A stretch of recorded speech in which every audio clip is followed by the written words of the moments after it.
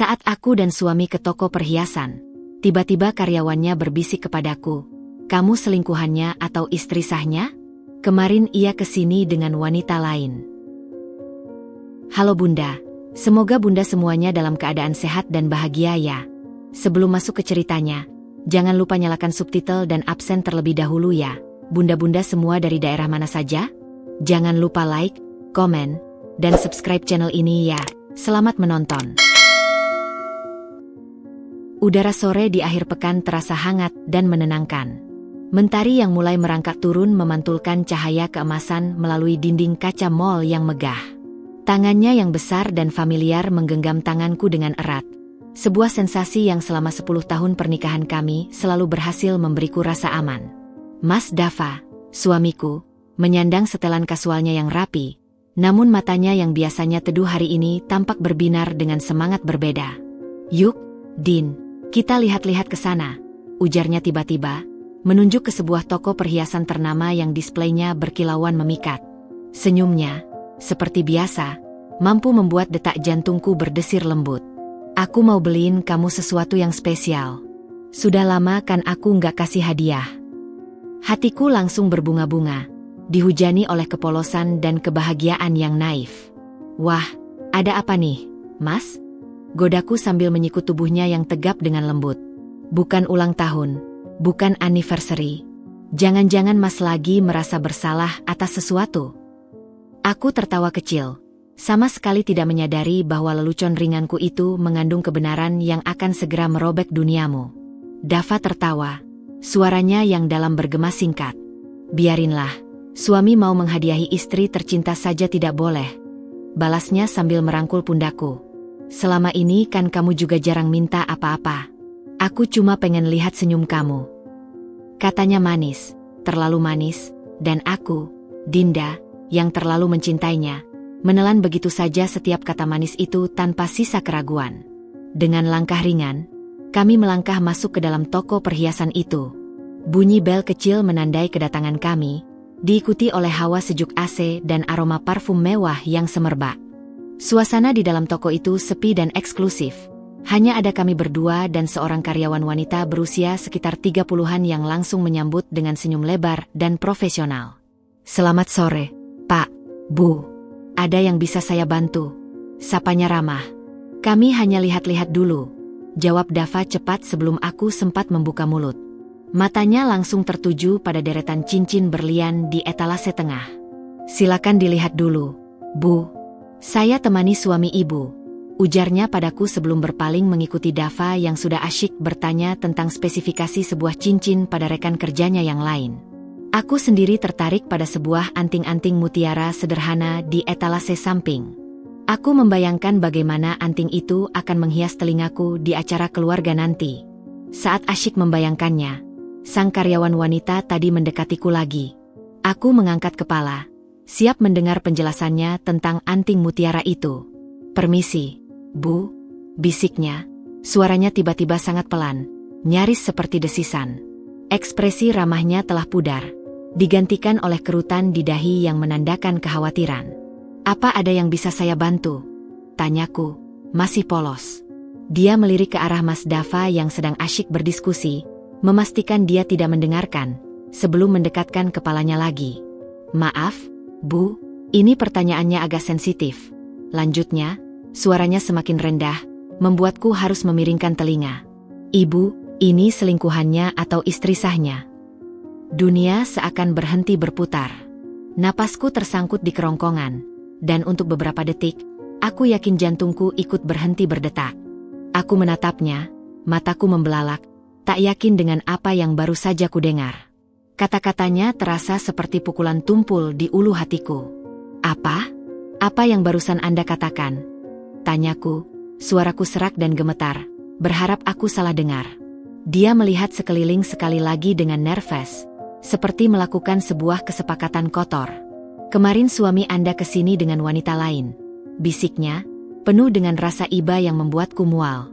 "Mereka membeli kalung emas dengan liontin berlian kecil yang cukup mahal." Wanita itu memanggilnya Dava. Dan mereka terlihat mesra. Saya pikir, Saya pikir saya harus memberitahu ibu. Kasihan. Tambahnya, matanya menyiratkan permintaan maaf. Tubuhku serasa kaku, membeku di tempatku berdiri. Darahku mengalir dingin, menyelimuti setiap inci kulitku dengan realitas mengerikan. Aku mencoba menelan ludah, tapi kerongkonganku terasa kering dan kasar. Mataku, seolah memiliki kemauan sendiri, menatap Mas Dava yang sedang tertawa kecil dengan rekan kerjanya, mengangguk-angguk sambil memerinci sebuah cincin. Pria yang selalu bersumpah setia di depan altar, yang wajah jujurnya selama ini kupuja dan kupercaya, tiba-tiba menjadi seorang asing yang berwajah dua. Terima kasih. Akhirnya berhasil kusampaikan padanya dengan suara yang nyaris tidak terdengar, lebih mirip helaan napas yang putus asa. Dia mengangguk simpatik, matanya mengatakan, "Kuat-kuat ya, Bu," sebelum berbalik dan berjalan menjauh, meninggalkanku sendirian di tengah-tengah kemilau emas dan permata yang tiba-tiba kehilangan semua cahayanya. "Apa katanya, Din? Dia nawarin anting yang kamu suka?" tanya Mas Dava yang tiba-tiba sudah berdiri di sampingku, tangannya yang hangat, yang tadi memberiku rasa aman, kini menepuk pundakku dengan familiar. Sentuhannya terasa seperti sengatan listrik. Aku memutar badan secara perlahan, menghadapnya sepenuhnya. Wajahku pasti pucat pasi, karena senyum di wajahnya pudar seketika saat melihat ekspresiku. Dia bertanya sesuatu yang aneh. "Mas," ucapku perlahan, menatap matanya dalam-dalam, mencari sedikit pun bayangan kebohongan di sana. "Apa itu?" tanyanya, alisnya berkerut. Dia bertanya, "Apakah aku selingkuhanmu atau istrimu?" Ucapku, suaraku datar namun getaran halus di tanganku mengkhianati upayaku untuk tenang. "Karena katanya, kemarin kamu kesini dengan wanita lain. Katanya, kamu membelikannya kalung emas." Senyum di wajah Mas Dava pudar seketika, digantikan oleh pucat yang menyebar cepat dari pipi hingga ke lehernya. Wajahnya yang biasanya percaya diri mendadak berubah lesu, seperti topeng yang terlepas dengan paksa. Dia terlihat seperti anak kecil yang ketahuan basah melakukan kesalahan besar. Mulutnya terbuka sedikit tapi tidak ada suara yang keluar. "Dinda." Akhirnya terdengar dari bibirnya, suaranya berat dan serak, penuh dengan beban yang tiba-tiba menjeratnya. Tangannya yang tadi hendak memegang tanganku, berhenti di udara, seolah ragu apakah masih berhak menyentuhku. "Siapa, Dava?" tanyaku, suaraku masih datar, namun air mata mulai menggenang di pelupuk mataku, menunggu untuk tumpah. "Siapa wanita itu?"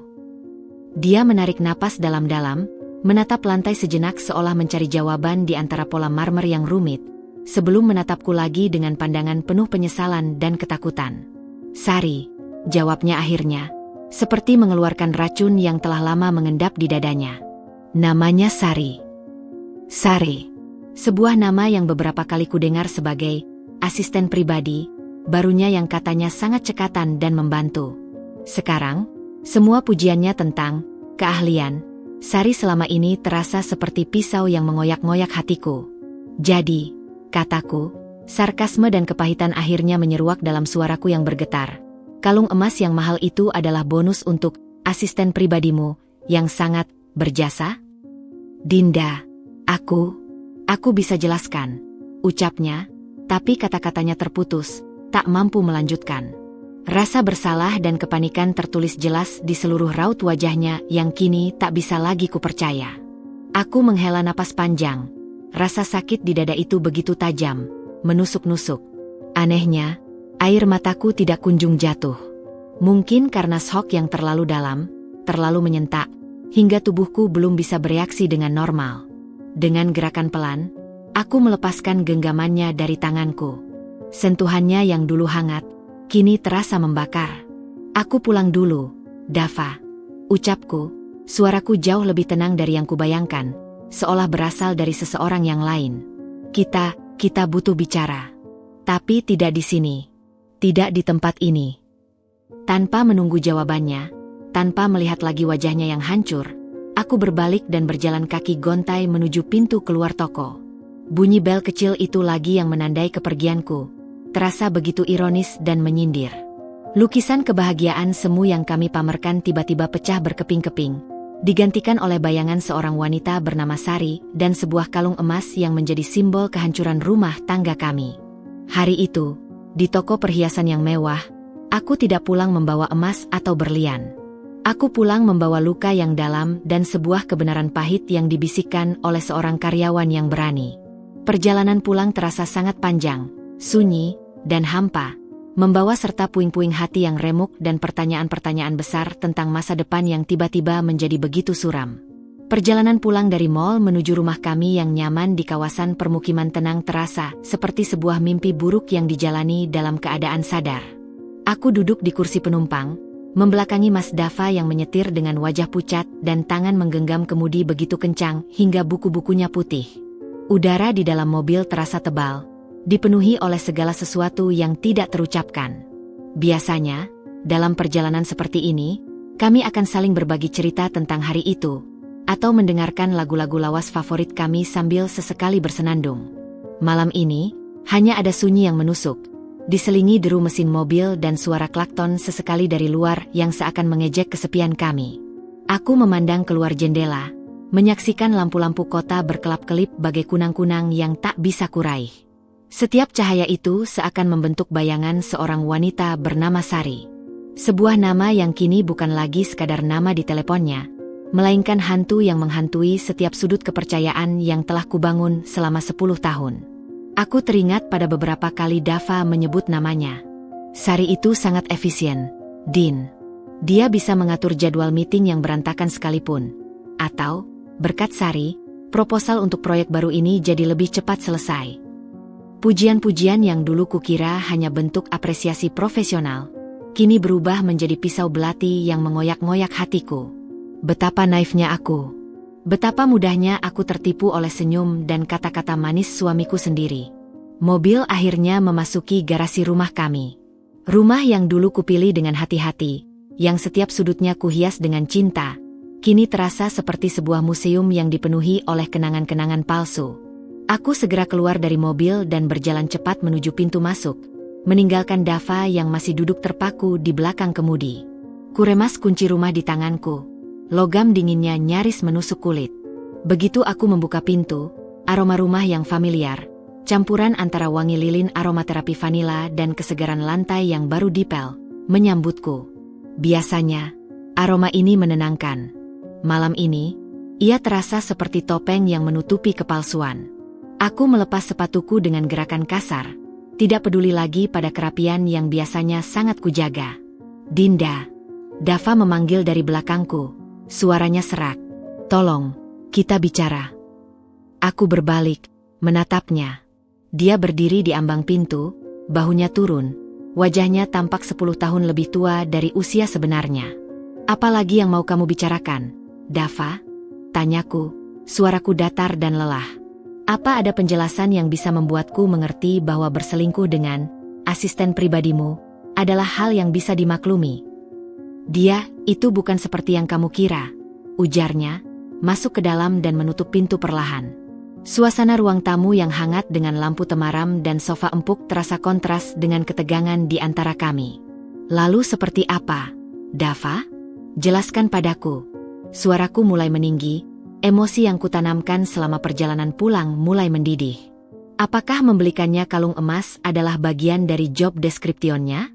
Apakah berjalan mesra di toko perhiasan adalah cara kamu memotivasinya agar bekerja lebih keras lagi? Dinda, tolong, jangan berteriak, pintanya, tangannya meraih udara seperti orang tenggelam. Jangan berteriak, hardiku, dan akhirnya air mata yang kutahan sejak di toko perhiasan itu meledak. Rasa sakit, kemarahan, dan penghinaan membanjiriku bagai gelombang pasang. Kamu menghancurkan segalanya, Dava. Kamu menghancurkan kepercayaanku, kamu menghancurkan pernikahan kita, dan kamu memintaku untuk tidak berteriak? Kamu pikir aku ini apa? Boneka yang tidak punya perasaan. Aku tahu aku salah. Aku tahu, teriaknya balik, wajahnya memerah. Tapi dia selalu ada di saat-saat sulit. Saat aku stres dengan proyek, saat kamu sibuk dengan urusanmu sendiri, dia yang selalu mendengarkan. Dia membuatku merasa diinginkan, dihargai. Kata-katanya itu seperti tamparan di wajahku. Aku terhuyung mundur, bersandar di dinding untuk menahan tubuhku yang gemetar. Jadi ini salahku, bisikku, percaya. Karena aku sibuk dengan urusanku sendiri? Urusanku mengurus rumah tangga kita, Dava. Urusanku memastikan kamu punya makanan yang hangat sepulang kerja. Urusanku mendengarkan cerita kamu setiap malam meski kadang aku juga lelah. Apakah itu tidak cukup? Apakah aku harus memujimu seperti seorang dewa agar kamu tidak mencari pelarian ke pelukan wanita lain? Bukan begitu maksudku, Dinda. Dia mendekat, tangannya hendak menyentuhku, tapi ku hindarkan dengan gerakan kasar. Jangan sentuh aku, seruku. Jangan sentuh aku dengan tangan yang mungkin kemarin memegangi wanita itu. Dia menghentikan langkahnya, wajahnya hancur. Aku tidak tahu lagi harus berkata apa. Aku menyesal. Aku benar-benar menyesal. Penyesalanmu tidak mengubah apa-apa, Dava. Tangisku semakin menjadi. Tidak mengubah fakta bahwa kamu mengkhianati sumpah pernikahan kita. Tidak mengubah fakta bahwa kamu mempermalukanku di depan orang lain. Karyawan toko itu, dia melihatku dengan kasihan. Dava, rasanya seperti diinjak-injak. Aku menarik napas dalam-dalam, mencoba menenangkan diri yang gemetaran. Aku tidak bisa tidur sebantal denganmu malam ini. Aku butuh waktu sendirian. Dinda, jangan. Protesnya. Suaranya pecah. Tidak, potongku dengan tegas. Ini bukan pilihanmu lagi. Kamu sudah membuat pilihanmu ketika kamu memutuskan untuk berselingkuh. Sekarang, aku yang membuat pilihan untuk diriku sendiri. Kamu tidur di kamar tamu. Tanpa menunggu jawabannya, aku berbalik dan berjalan menuju kamar tidur kami. Kamar yang dulu adalah tempat paling nyaman bagiku, dengan tempat tidur king size yang kami beli bersama, foto pernikahan kami di atas meja rias, dan baju tidurnya yang terlipat rapi di bantal. Semuanya terasa seperti kebohongan.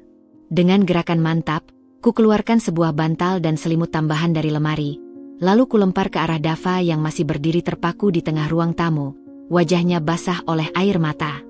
Untukmu, kataku dingin. Kemudian, aku masuk ke kamar dan mengunci pintu. Bunyi, klik. Dari kunci itu terasa seperti babak baru dalam hidupku. Sebuah babak yang penuh dengan kesendirian dan kepedihan. Aku merosot di lantai, punggungku menempel di daun pintu, dan akhirnya membiarkan isak tangisku meledak dalam kesunyian kamar. Di balik pintu, kudengar langkah kaki Dava yang tertatih-tatih menjauh, diikuti bunyi pintu kamar tamu yang tertutup. Malam itu, untuk pertama kalinya dalam 10 tahun, kami tidur terpisah. Aku di atas kasur yang tiba-tiba terasa sangat luas dan dingin, sementara dia di kamar tamu yang sempit. Bayangan Sari terus menghantuiku di setiap kelopak mata yang kututup. Siapa dia? Seperti apa rupanya? Apa yang dia miliki yang tidak kumiliki? Pertanyaan-pertanyaan itu berputar-putar di kepalaku, seperti lingkaran setan yang tak berujung, mengikis sisa-sisa kekuatan yang kumiliki. Rumah yang biasanya dipenuhi tawa dan kehangatan, malam itu disesaki oleh bayangan seorang wanita lain dan kesunyian yang menggigit sampai ke tulang. Keesokan harinya, aku terbangun dengan kepala yang terasa berat dan mata yang bengkak. Sinar matahari yang biasanya kunyambut dengan senang hati, kini terasa menyakitkan dan tak diinginkan. Dari balik jendela, kudengar kicauan burung yang riang, sebuah kontras yang kejam terhadap keadaan hatiku yang remuk. Kasur di sebelahku masih kosong, bantalnya tak berbekas. Kenyataan itu menghantamku sekali lagi, lebih keras dari sebelumnya. Ini bukan mimpi buruk. Ini kenyataan hidupku sekarang. Aku memaksakan diri untuk bangun, tubuhku terasa lemas bagai kain lap. Rutinitas pagi yang biasanya kujalani dengan semangat, memasak sarapan, menyiapkan kopi untuk Dava, kini terasa tak berarti. Aku memutuskan untuk melewatkan semuanya. Dari balik pintu kamar tidur yang masih terkunci, kudengar suara langkah kaki Dava yang berhati-hati bergerak di ruang keluarga, seolah takut menggangguku. Ada bagian dalam diriku yang ingin membuka pintu, ingin melihat apakah penyesalannya tulus, tapi bagian yang lebih besar, bagian yang terluka parah, mengunci kakiku di tempat. Dia mengetuk pintu pelan. "Din? Aku pergi ke kantor dulu. Ada yang perlu kau urus." Suaranya terdengar serak, tak enak didengar. Aku tidak menjawab. Aku hanya mendengar desahan panjangnya dari balik pintu, lalu langkah kakinya yang menjauh, dan akhirnya bunyi pintu depan yang tertutup. Kesunyian pun menyelimuti rumah sekali lagi, tapi kali ini rasanya berbeda. Sunyi yang kemarin dipenuhi kejutan dan amarah, kini berganti menjadi sunyi yang diselimuti keputusasaan dan rasa ingin tahu yang menyiksa. Duduk di tepi tempat tidur, mataku tertuju pada laptop Dava yang tertinggal di meja kerjanya di sudut kamar. Biasanya, aku menghormati privasinya. Kami memiliki kesepakatan tak tertulis untuk tidak mengganggu urusan pekerjaan masing-masing. Tapi pagi ini, kesepakatan itu terasa basi. Rasa ingin tahu, atau mungkin lebih tepatnya, kebutuhan untuk mengetahui kebenaran yang seutuhnya, membakar diriku dari dalam. Naluriku memberontak, berkata bahwa ada lebih banyak hal yang tidak dikatakannya. Dengan langkah gontai, kuambil laptopnya. Perasaan bersalah membayangiku sebentar, tapi bayangan Sari dan kalung emas itu dengan cepat mengusirnya. Dia yang melanggar janji lebih dulu, bisik hatiku yang pedih sebagai pembenaran. Laptop itu menyala, dan dengan sedikit usaha menebak password, yang ternyata masih tanggal anniversary kami, sebuah ironi yang membuat dadaku sesak, aku berhasil masuk. Jari-jariku gemetar mengeklik ikon media sosial. Aku membuka profil utamanya. Seperti yang kuduga, tidak ada yang mencurigakan. Hanya postingan tentang pekerjaan, beberapa foto kami berdua yang sudah lama, dan ucapan selamat ulang tahun untuk teman-temannya. Dava selalu berhati-hati. Tapi kemudian, mataku tertuju pada ikon akun lain yang jarang dipakai. Sebuah akun lama yang dulu sering dipakainya untuk bermain game online dan terhubung dengan teman-teman masa kecilnya. Aku sendiri hampir lupa akun itu ada. Dengan degupan jantung yang kencang, aku membukanya. Dan di sanalah, di balik lapisan privasi yang longgar karena jarang dipakai, kutemukan mereka. Galeri foto yang diarsipkan penuh dengan gambar Dava dan seorang wanita. Wanita dengan senyum manis dan mata yang lincah, Sari. Foto-foto itu seperti sebuah kronologi pengkhianatan yang terpampang nyata. Ada foto mereka berdua di sebuah restoran mewah yang pernah kuinginkan untuk kunjungi. Dava sedang menyuapkan makanan ke mulut Sari yang terkekeh. Ada foto di lokasi proyeknya, di mana Dava dengan bangga memamerkan sesuatu. Sementara Sari berdiri sangat dekat, tangannya dengan santai menyentuh lengan Dava. Yang paling menyakitkan, ada satu foto yang diambil di dalam mobil kami, di mana Dava dengan mesra merangkul pundak Sari, dan wanita itu mencondongkan kepalanya ke bahu suamiku, dengan senyum puas di wajahnya. Setiap gambar seperti pisau yang memutar-mutar lukaku. Tangis yang sempat kuredam pagi itu akhirnya meledak lagi. Aku menangis terseduh-seduh, bahuku terguncang hebat. Rasanya seperti ditampar berulang kali. Betapa bodohnya aku. Sementara aku sibuk mengurus rumah dan membayangkan masa depan kami, suamiku sibuk membangun kenangan dengan wanita lain. Tak tahan lagi, kuambil teleponku dan menghubungi Dava. Teleponnya berbunyi beberapa kali sebelum akhirnya diangkat. Dinda, suaranya terdaga was-was. Apa kamu baik-baik saja? Apakah aku terlihat baik-baik saja, Dava? Sergahku, suaraku parau karena tangis. Aku baru saja membuka akun media sosial lamamu. Diam sejenak. Akunku yang mana? Tanyanya, dan aku bisa mendengar kepanikan dalam nadanya. Yang kamu kira tidak akan pernah kutemukan, teriakku. Yang penuh dengan foto kamu dan asisten pribadimu yang sangat berjasa. Restoran Les Savours? Mobil kita? Apakah proyeknya juga termasuk berpura-pura menjadi pasangan bahagia? Dinda, tolong, jangan. Jangan apa? Potongku, hampir histeris. Jangan marah? Jangan sakit hati? Apa yang kamu harapkan dariku, Dava? Aku melihat bukti dengan mataku sendiri.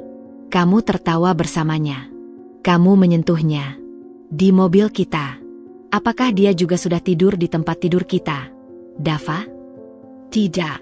Tidak pernah, bantahnya dengan cepat, suaranya tinggi. Aku berjanji, dia tidak pernah masuk ke rumah kami. Itu hanya, kami hanya. Hanya apa? Hanya bersenang-senang? Hanya pelarian? Hardiku, sarkasme menetes dari setiap kata. Kamu menghancurkanku, Dava. Kamu menghancurkan segalanya. Dan untuk apa? Untuk seorang wanita yang... Aku tak bisa melanjutkan. Air mata dan amarah menyumbat kerongkonganku. Aku pulang sekarang, katanya. Suaranya kecil dan putus asa. Kita harus bicara. Jangan, seruku. Aku tidak mau melihat wajahmu sekarang. Tidak ada yang perlu dibicarakan lagi. Kamu sudah menunjukkan siapa dirimu yang sebenarnya. Jejak digitalmu berbicara lebih jujur daripadamu. Aku menutup teleponnya dengan kasar dan melemparkan ponselku ke kasur. Tubuhku lunglai, tak berdaya. Aku memeluk lututku dan menggantungkan kepalaku, membiarkan isak tangis menghanyutkanku. Rasa malu, kemarahan, dan rasa sakit yang tak tertahankan bercampur menjadi satu. Penemuan ini bukan lagi sekadar bisikan. Ini adalah teriakan kebenaran yang nyata, bukti visual yang tak terbantahkan bahwa pernikahan kami telah dikhianati. Sisa-sisa kepercayaan yang masih kucoba pegangi, runtuh sepenuhnya pagi itu, hancur berkeping-keping di depan layar laptop yang memamerkan pengkhianatan suamiku sendiri. Beberapa jam berlalu sejak telepon yang memilukan itu. Aku masih terduduk di lantai kamar, punggungku menempel pada dinginnya kayu tempat tidur. Tubuhku terasa hampa, bagai cangkang kosong yang telah dikikis habis oleh badai pengkhianatan. Mata yang bengkak dan tenggorokan yang kering adalah saksi bisu dari tangis yang tak terbendung. Laptop itu masih terbuka di depanku. Layarnya telah gelap, tapi bayangan setiap foto itu terpatri tak terlupakan di benakku. Setiap tawa Dava, setiap sentuhan mesra, setiap kedekatan mereka, semuanya berputar-putar di kepalaku seperti film horor yang tak mau berakhir. Kudengar bunyi kunci di pintu depan. Langkah kaki tergesa-gesa mendekat, diikuti oleh ketukan yang panik di pintu kamarku. Dinda, Dinda, tolong buka pintu. Aku mohon. Itu suara Dava. Suaranya pecah, penuh keputusasaan yang nyata. Tapi apakah ini lagi-lagi sandiwara? Bagaimana mungkin aku bisa membedakan mana yang jujur dan mana yang palsu, setelah segunung kebohongan yang telah ditumpuknya? Aku tidak mau melihatmu, Dava, teriakku, suaraku parau. Pergi. Aku tidak akan pergi sampai kamu mendengarkanku. Aku berjanji, teriaknya balik. Dan kudengar suara tubuhnya merosot di lantai di seberang pintu. Aku tahu aku telah menghancurkan segalanya. Aku tahu. Tapi kamu harus tahu yang sebenarnya. Semuanya. Yang sebenarnya, sergahku, getir. Aku sudah melihat yang sebenarnya di laptopmu. Apalagi yang bisa kau jelaskan? Apakah ada foto lain yang lebih mesra? Atau mungkin video? Dinda, tolong. Suaranya terdengar basah, seperti orang yang menangis. Aku mengaku. Aku melakukan kesalahan yang sangat bodoh. Aku berselingkuh. Titik. Tidak ada alasan yang bisa membenarkannya. Aku terjebak. Kata, aku berselingkuh, yang diucapkannya langsung, tanpa basa-basi, seperti pukulan petir. Meski sudah tahu, mendengarnya diakui secara gamblang dari mulutnya sendiri masih menyakitkan dengan cara yang berbeda. Aku menarik napas dalam-dalam. Rasa ingin tahu, dan mungkin, sisa-sisa cinta yang terluka, membuatku akhirnya bergerak. Dengan tangan gemetar, kubuka kunci pintu itu. Dava terduduk bersandar di pintu, wajahnya basah oleh air mata, dasinya longgar, dan rambutnya berantakan. Dia tampak seperti bayangan dari pria percaya diri yang kukenal. Matanya yang merah menatapku dengan penuh penyesalan dan rasa sakit yang dalam. Aku dengarkan, kataku dingin, berdiri di ambang pintu, tidak memberinya jalan masuk. Dia mengangguk, menyeka air matanya dengan punggung tangan. Aku tidak berniat untuk ini terjadi. Awalnya, dia memang hanya asisten. Dia cekatan, pintar. Tapi kemudian, dia mulai menunjukkan perhatian lebih. Mendengarkanku ketika aku mengeluh tentang tekanan kerja. Memujiku. Dan aku yang lemah, terbuai. Dia menarik napas tersendat. Aku merasa dihargai, Din. Dengan cara yang berbeda. Jadi, ini tentang aku yang tidak menghargaimu. Potongku, pedih. Bukan itu maksudku. Bantahnya cepat, menggelengkan kepala kuat-kuat. Ini salahku sepenuhnya. Aku yang mencari pelarian. Aku yang tidak cukup kuat untuk menolaknya. Aku yang egois, hanya memikirkan perasaanku sendiri tanpa memikirkan kamu. Dia memandangku, matanya pleading. Hubungan kami, dalam beberapa tahun terakhir, terasa rutin. Dan aku, bodohnya aku, mengira bahwa kegembiraan yang ditawarkan Sari adalah sesuatu yang kuinginkan. Kegembiraan? Ulangku, suaraku bergetar. Jadi, 10 tahun pernikahan kita, membangun hidup bersama, itu membosankan bagimu? Sedangkan berselingkuh di mobil dan membeli kalung emas diam-diam itu yang menggembirakan? Tidak. Dinda, kamu adalah hal terbaik dalam hidupku. Aku tahu itu sekarang. Aku sangat menyesal. Tangisnya sekarang tak terbendung. Aku mencintaimu. Aku selalu mencintaimu. Aku hanya tersesat. Dava, kataku, suaraku tiba-tiba sangat lelah. Semua amarah telah terkikis habis, meninggalkan kehampaan yang begitu dalam. Cinta tidak cukup. Kepercayaan telah hancur. Dan yang kau sebut, tersesat, itu adalah pilihan. Kau memilih untuk membohongiku. Kau memilih untuk berselingkuh. Kau memilih untuk menghancurkan segalanya.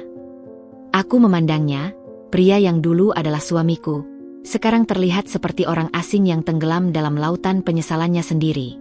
Aku akan putus dengan Sari. Sekarang juga, ujarnya tiba-tiba, berusaha bangkit. Aku akan blokir nomornya, hapus semua kontaknya. Aku akan berubah, Dinda. Aku akan menjadi suami yang kamu inginkan. Itu sudah seharusnya kau lakukan sejak awal, Dava. Bukan setelah ketahuan, jawabku lembut, tapi setiap kata terasa seperti pisau. Tapi itu tidak mengubah apa yang sudah terjadi. Luka ini terlalu dalam. Jadi, apa yang kamu inginkan? Tanyanya, suaranya kecil, penuh ketakutan. Aku memandangnya lama, menatap mata coklatnya yang dulu selalu bisa menenangkanku. Kini, yang kulihat hanya bayangan Sari dan semua kebohongan. Aku ingin kamu keluar dari rumah ini, Dava, ucapku akhirnya, suaraku tegas meski hati tercabik-cabik. Aku butuh waktu. Aku butuh ruang untuk bernapas, untuk berpikir, tanpa harus melihat wajahmu setiap hari yang mengingatkanku pada semua ini. Wajahnya pucat pasi. Keluarkan aku dari rumah kita.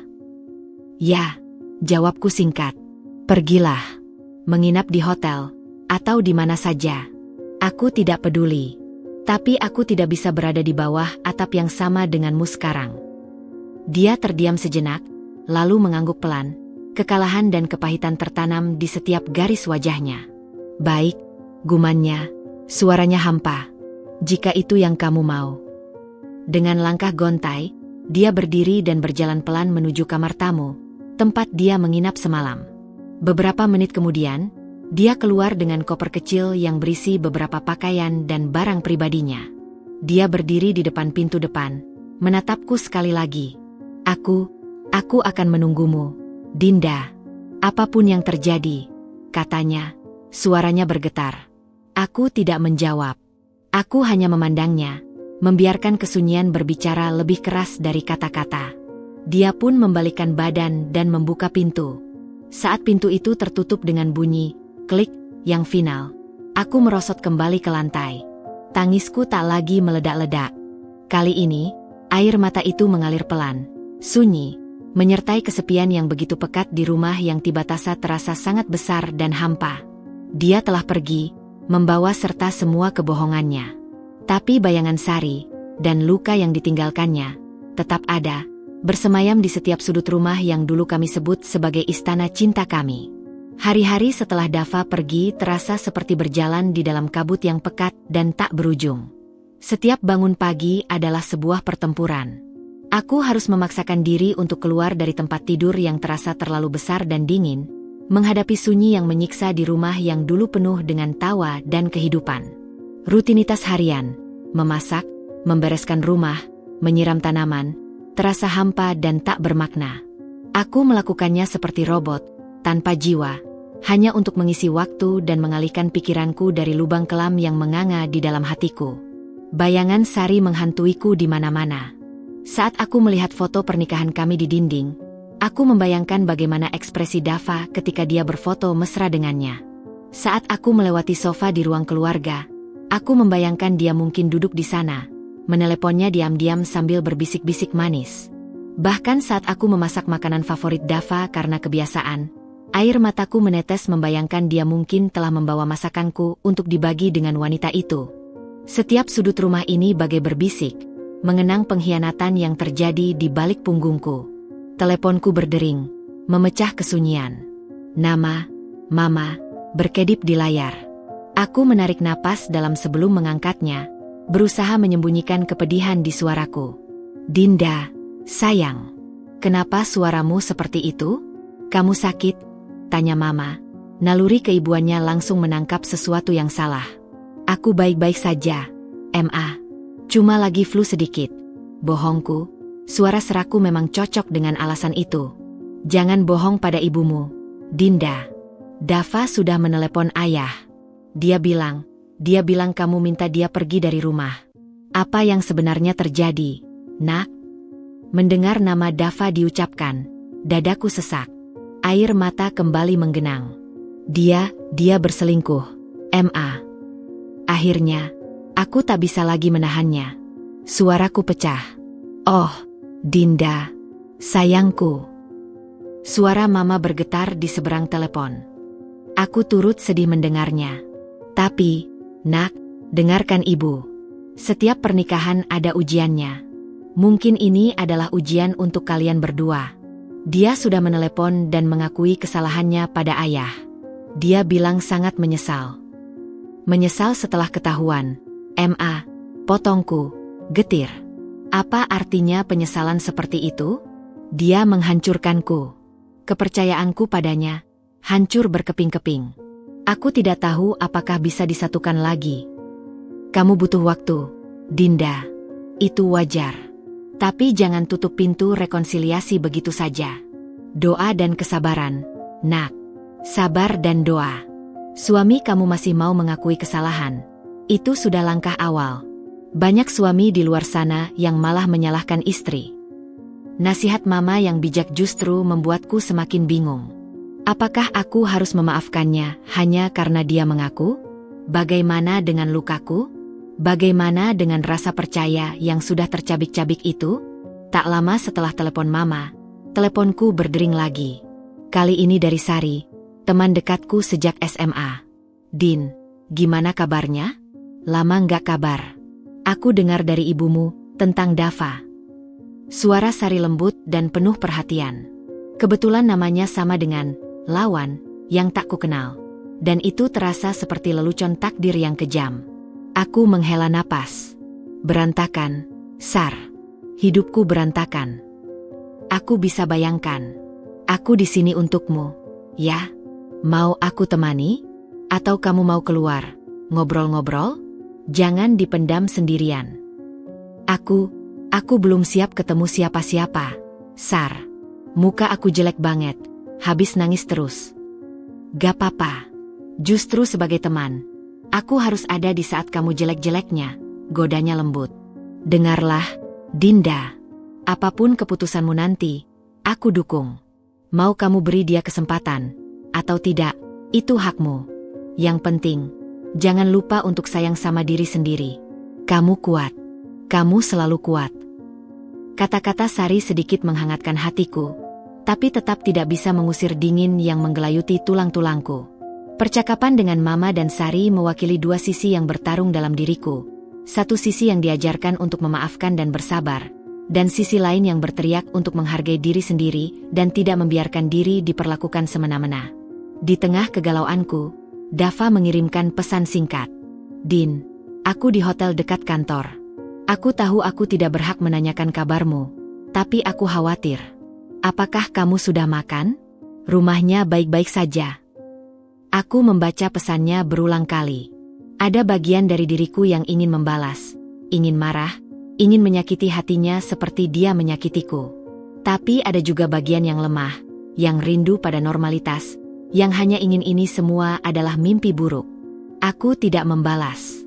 Malam itu, saat aku berjalan sendirian di taman belakang rumah, memandang bulan purnama yang cantik, aku merenung. 10 tahun. 10 tahun membangun kehidupan bersama. Apakah semuanya harus berakhir karena sebuah kesalahan? Sebesar apapun kesalahan itu?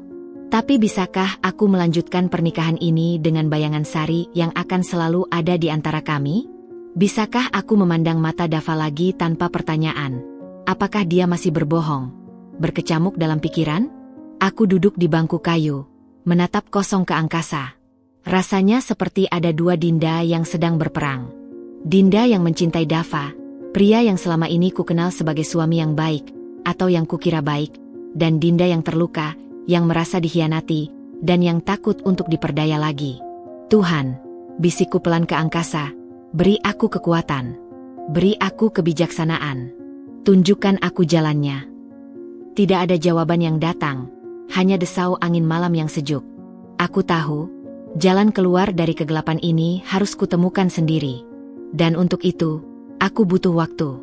Bukan untuk memaafkan Dava, tapi untuk menyembuhkan diriku sendiri terlebih dahulu. Untuk menemukan kembali Dinda yang hilang, yang mungkin terlalu lama tersembunyi di balik identitas sebagai istri Dava. Mungkin inilah waktunya untuk berkenalan kembali dengan diriku sendiri, sebelum memutuskan apakah aku masih ingin menjadi bagian dari kami. Rasa ingin tahu itu seperti api yang membara di dalam dadaku. Semakin ditekan justru semakin menjadi-jadi. Penyesalan dan air mata Dava mungkin tulus, tapi itu tidak menjawab pertanyaan besar yang menggerogotiku. Siapa sebenarnya Sari ini? Apa yang dia miliki sehingga bisa dengan mudah meruntuhkan tembok pernikahan kami yang selama 10 tahun kubangun? Ini bukan lagi tentang Dava. Ini tentang memahami musuh yang tak kukenal. Tentang memetakan medan pertempuran yang telah menghancurkan hidupku. Beberapa hari setelah konfrontasi dengan Dava, aku akhirnya menghubungi Maya, sahabatku yang bekerja di bidang humas dan terkenal memiliki jaringan luas. Aku menceritakan semuanya padanya melalui telepon. Suaraku bergetar menahan malu dan marah. Dinda, aku turut sedih, ya. Dava memang brengsek banget untuk melakukan itu, gumam Maya setelah mendengar ceritaku. Tapi soal Sari ini, aku pernah dengar namanya. Tunggu sebentar, aku akan coba carikan info. Rasa malu karena harus membongkar aib rumah tanggaku sendiri ditelan oleh kebutuhan yang lebih besar. Kebutuhan untuk mengetahui kebenaran. Aku tidak ingin lagi hidup dalam kegelapan dan ketidaktahuan. 2 hari kemudian, Maya meneleponku kembali. Suaranya terdengar serius. Din, kita perlu ketemu. Ada sesuatu yang perlu kau tahu. Pertemuan kami terjadi di sebuah kafe kecil yang tersembunyi. Jauh dari kemungkinan bertemu dengan orang lain yang kami kenal. Wajah Maya tampak muram saat dia duduk di depanku. Jadi, gimana? Tanyaku langsung ke pokok persoalan. Tangan menggenggam cangkir kopiku yang hangat. Maya menghela napas. Aku sudah tanya ke beberapa kenalan di lingkaran bisnis yang sama dengan Dava. Nama Sari ini, dia bukan orang baru. Dinda. Apa maksudmu? Dia dikenal sebagai, well, bagaimana ya menjelaskannya? Maya mencari kata-kata yang tepat. Dia dikenal sebagai pemburu, pria-pria sukses yang sudah menikah. Modusnya selalu sama. Mendekati sebagai asisten atau rekan kerja yang sangat membantu, memberikan perhatian dan pujian, lalu ketika prianya sudah terjerat, dia mulai memanfaatkannya. Dadaku serasa dihantam palu godam. Jadi, Dava bukan yang pertama. Bukan, jawab Maya tegas. Ada beberapa nama yang berhasil kukumpulkan. Dia biasanya mendekati pria yang sedang dalam tekanan bisnis atau yang hubungan rumah tangganya sedang dalam fase rutin. Persis seperti yang kau ceritakan tentang Dava. Aku terdiam, mencerna informasi ini. Jadi, ini bukan tentang cinta? Ini bukan tentang aku yang kurang baik? Ini adalah sebuah pola? Sebuah permainan? Ada satu hal lagi, Din, lanjut Maya, menatapku dengan penuh perhatian. Dari sumber yang bisa dipercaya, Sari juga diketahui dekat dengan salah satu pesaing bisnis Dava. Seorang pria bernama Bima dari PT Senandung Konstruksi. Mataku membelalak. Pesaing bisnis? Apa maksudmu? Sumberku bilang, hubungan Sari dengan pria-pria yang didekatinya tidak hanya bersifat emosional atau fisik. Dia juga sering mengumpulkan informasi-informasi bisnis dari mereka. Kadang untuk memeras, kadang, ya, untuk dijual kepada pesaing. segalanya menjadi jelas. Sangat jelas, dan sangat menyakitkan. Ini bukan hanya perselingkuhan biasa. Ini adalah pengkhianatan berlapis.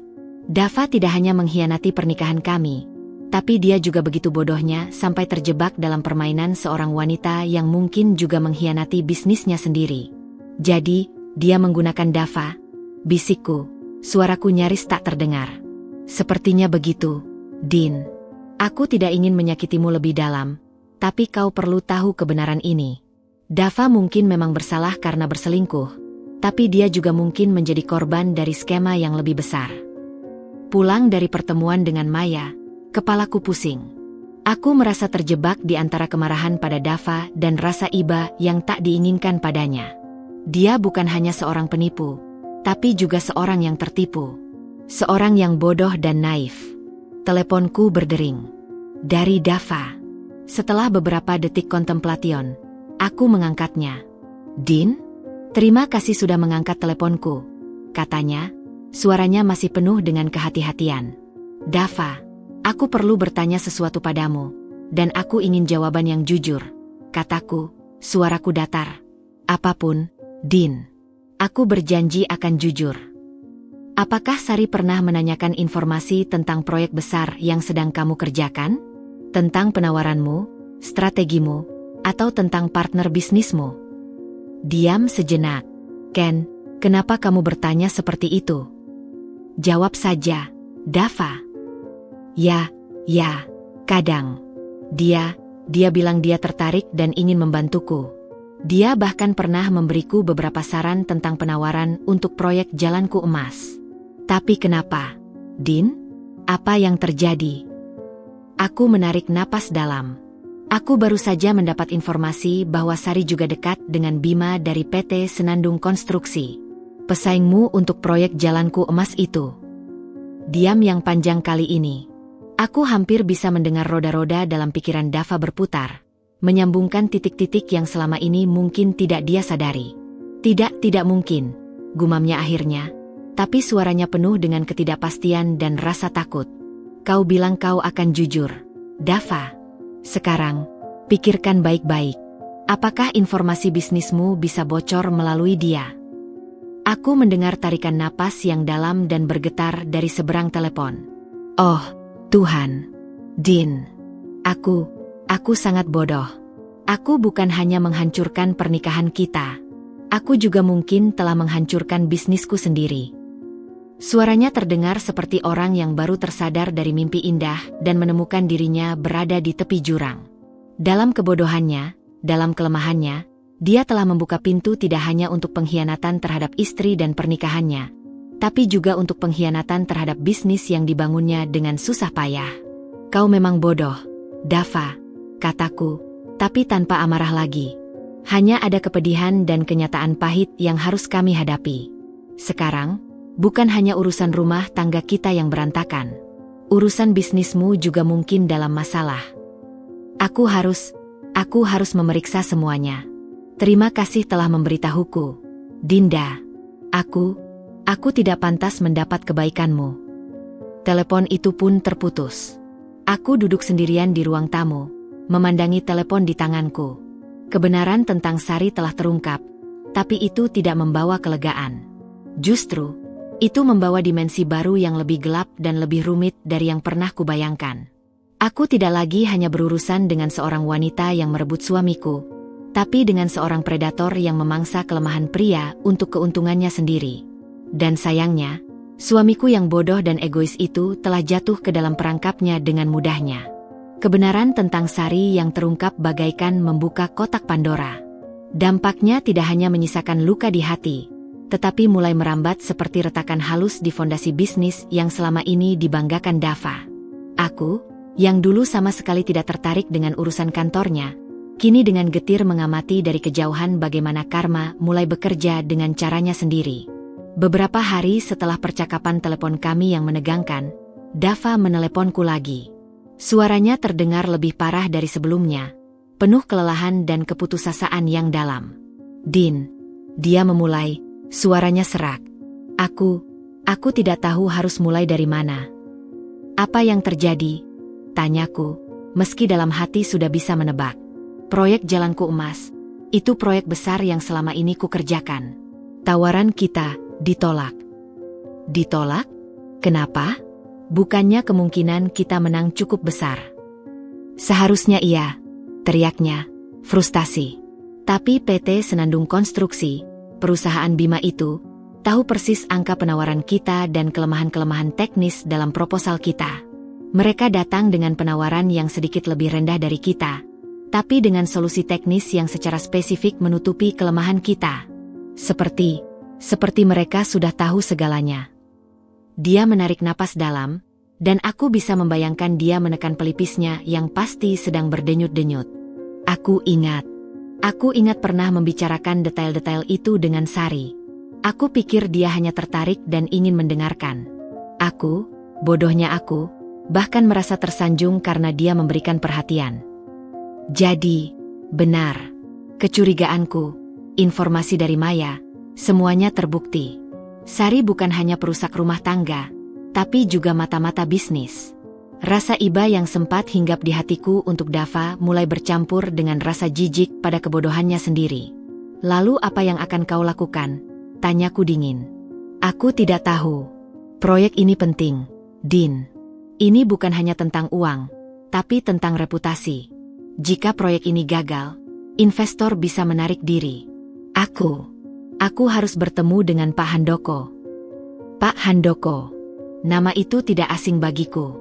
Dia adalah mitra bisnis dan sahabat lama keluarga Dava. Seorang pria sepuh yang sangat menjunjung tinggi nilai-nilai integritas dan keluarga. Dialah yang sering menjadi penasihat dan penyokong dana untuk proyek-proyek besar Dava. Baik, lakukan apa yang harus kau lakukan, kataku singkat sebelum menutup telepon. Aku tahu pertemuan dengan Pak Handoko tidak akan berjalan mulus. Dan ternyata benar. Esok harinya, teleponku berdering lagi. Bukan dari Dava, tapi dari nomor yang tidak kukenal. Halo, ini Ibu Dinda. Suara di seberang telepon terdengar berat dan berwibawa. Iya, betul. Dengan siapa ini? Ini Handoko, mitra bisnis Dava. Jantungku berdebar kencang. Oh, selamat siang, Pak Handoko. Ada yang bisa saya bantu? Begini, Bu. Saya baru saja bertemu dengan suami Ibu. Dia menceritakan segalanya. Tentang penolakan proyek Jalanku Emas, dan tentang perselingkuhannya. Suara Pak Handoko terdengar sangat kecewa. Sebagai teman lama keluarganya, saya merasa sakit hati mendengarnya. Sebagai mitra bisnis, saya merasa dikhianati. Aku terdiam, tidak tahu harus berkata apa. Integritas adalah segalanya dalam bisnis, Ibu Dinda, lanjut Pak Handoko. Jika seorang pria bisa mengkhianati istrinya, orang yang paling dekat dengannya, apa yang bisa menghalanginya untuk mengkhianati mitra bisnisnya? Apalagi sampai membocorkan informasi penting karena terbuai oleh wanita. Jadi, apa yang akan Bapak lakukan? Tanyaku pelan. Saya akan menarik diri dari kerjasama ini, Ibu Dinda. Saya tidak bisa mempercayai Dava lagi. Dan tanpa kepercayaan, tidak ada bisnis yang bisa berjalan. Saya turut sedih dengan keadaan Ibu. Ibu tidak pantas diperlakukan seperti ini. Telepon itu pun berakhir, meninggalkan aku dalam keadaan syok. Pak Handoko menarik diri. Itu adalah pukulan telak bagi Dava. Tanpa dukungan finansial dan jaringan Pak Handoko, bisnis Dava akan sangat sulit bertahan, apalagi berkembang. Tak sampai 1 jam kemudian, telepon Dava masuk lagi. Kali ini, suaranya hancur total. Aku bahkan hampir tidak bisa memahami apa yang dia ucapkan karena isak tangisnya. Din. Dia. Pak Handoko, dia mundur. Dia menarik semua dananya. Aku bangkrut. Bisnis ini, hancur. Aku mendengarkan dia terseduh-seduh di telepon. Di satu sisi, ada kepuasan yang kejam melihatnya menderita akibat perbuatannya sendiri. Tapi di sisi lain, ada rasa sakit yang dalam karena menyaksikan pria yang dulu sangat kukagumi jatuh begitu dalam. Apakah kau sekarang mengerti, Dava? Kataku akhirnya, suaraku lembut namun penuh dengan makna. Konsekuensi dari tindakanmu tidak hanya menghancurkan rumah tanggamu.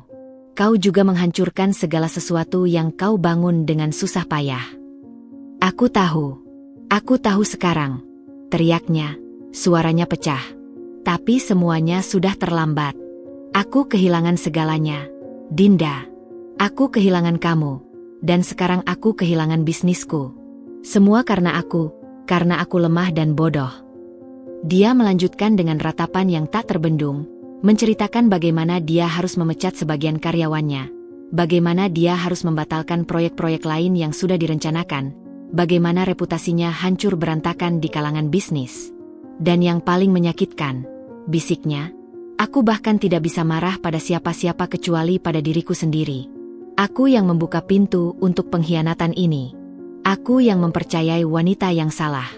Aku yang mengabaikan istrimu yang setia. Mendengar pengakuannya yang begitu dalam dan penuh penyesalan, hatiku terasa teriris. Ini bukan lagi tentang siapa yang benar atau salah. Ini tentang menyaksikan kehancuran total seorang manusia akibat pilihan-pilihan bodohnya. Dava, panggilku setelah dia sedikit tenang. Kau masih punya aku. Kata-kata itu keluar dari mulutku sebelum sempat kuhalangi. Bukan sebagai istri, belum. Tapi sebagai manusia yang masih peduli. Diam yang panjang tercipta. Lalu, kudengar suara terisaknya yang tertahan. Terima kasih, Dinda. Aku tidak pantas mendapat kebaikanmu. Telepon itu pun berakhir. Aku meletakkan teleponku, perasaannya campur aduk. Kemarahan dan rasa sakit masih ada, tapi kini bercampur dengan belas kasihan. Dava telah menerima karmanya dengan sangat cepat dan sangat keras. Bisnisnya, yang dulu menjadi alasan, atau dalih, untuk banyak ketidakhadirannya, kini runtuh. Dan aku, yang dulu merasa menjadi korban, kini justru berada dalam posisi yang lebih kuat. Namun, pertanyaannya tetap sama. Apakah kehancurannya ini cukup untuk menyembuhkan lukaku? Apakah penyesalannya yang dalam ini bisa membangun kembali kepercayaan yang telah hancur berkeping-keping? Aku memandang keluar jendela, melihat matahari yang mulai terbenam. Hari itu, bisnis Dava mungkin telah runtuh. Tapi entah mengapa, aku justru merasa lebih kuat dari sebelumnya. Aku telah bertahan dari badai terbesar dalam hidupku. Dan mungkin, hanya mungkin, aku bisa bertahan dari apapun yang akan datang berikutnya. Hari-hari berjalan dengan ritme yang pelan dan berat.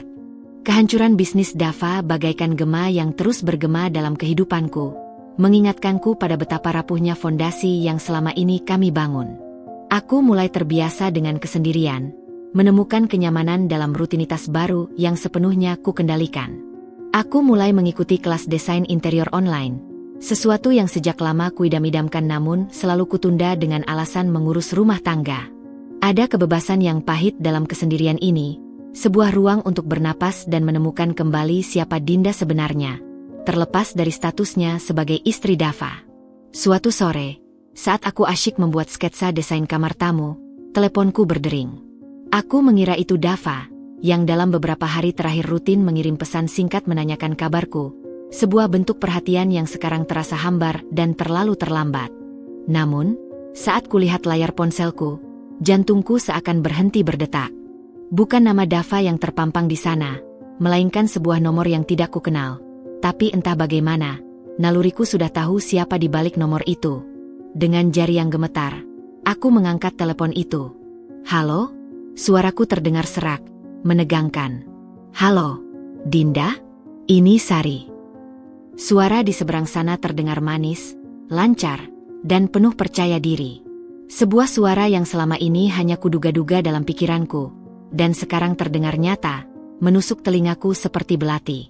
Bagaimana dia berani? Bagaimana dia bisa mendapatkan nomorku? Rasa mual dan kemarahan yang tiba-tiba membanjiri diriku. Aku menahan diri untuk tidak langsung menutup telepon. Apa yang kamu inginkan? Tanyaku. Suaraku sengaja kubuat datar dan dingin. Aku ingin kita bertemu. Kalimat itu diucapkannya begitu saja, seolah wajar saja seorang selingkuhan mengundang istri sah untuk bertemu. Ada beberapa hal yang perlu kita bicarakan. Berdua, seperti wanita dewasa. Tawa getir nyaris meledak dari mulutku. Kamu pikir aku punya keinginan untuk melihat wajahmu? Setelah apa yang kamu lakukan?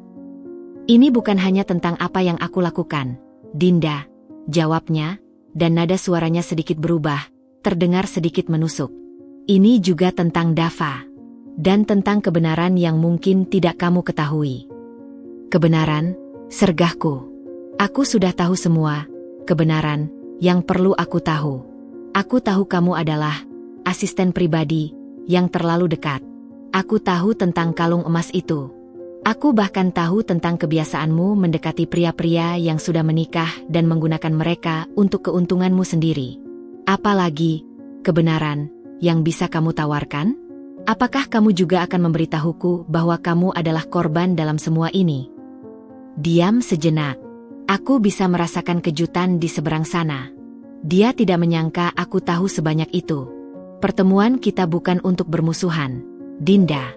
Aku hanya merasa kamu layak untuk mendengar versiku.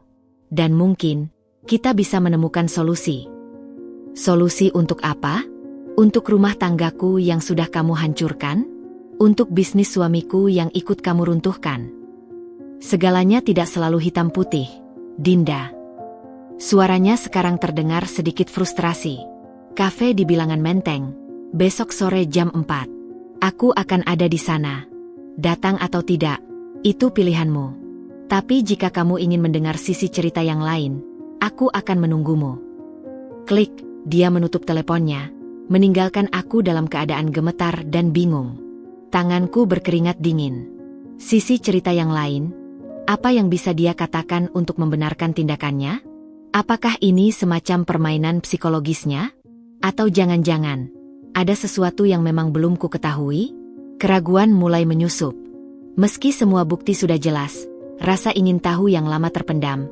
Ingin tahu siapa sebenarnya wanita ini, ingin melihat wajahnya, ingin mendengar langsung dari mulutnya, akhirnya mengalahkan rasa jijik dan marah. Aku menelepon Maya. Dia meneleponku. Kataku langsung tanpa basa-basi. Suaraku masih bergetar. Siapa? Sari? Tanya Maya. Terdengar syok. Iya. Dia ingin bertemu. Katanya ada sisi cerita lain yang perlu ku dengar. Jangan, Din. Itu jebakan. Dia cuma pengen ngasih lihat atau bikin kamu sakit hati. Apa gunanya ketemu dia? Aku tidak tahu, Mei. Tapi, aku ingin melihatnya. Aku ingin melihat wajah wanita yang bisa menghancurkan segalanya hanya dengan senyuman. Aku ingin mendengar suaranya, melihat caranya berbicara. Mungkin dengan bertemu langsung, hantunya akan berhenti menghantuiku di pikiranku.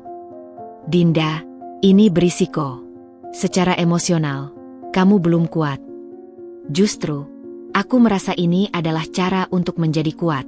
Dengan menghadapi monster itu langsung. Aku menarik napas. Aku akan pergi, Mei. Maya menghela napas panjang. Baiklah. Tapi aku ikut. Aku akan duduk di meja lain, mengawasimu. Jika sesuatu terjadi, jika dia berusaha menyakitimu, kita langsung pergi. Rasa lega menyelimutiku. Terima kasih, Mei.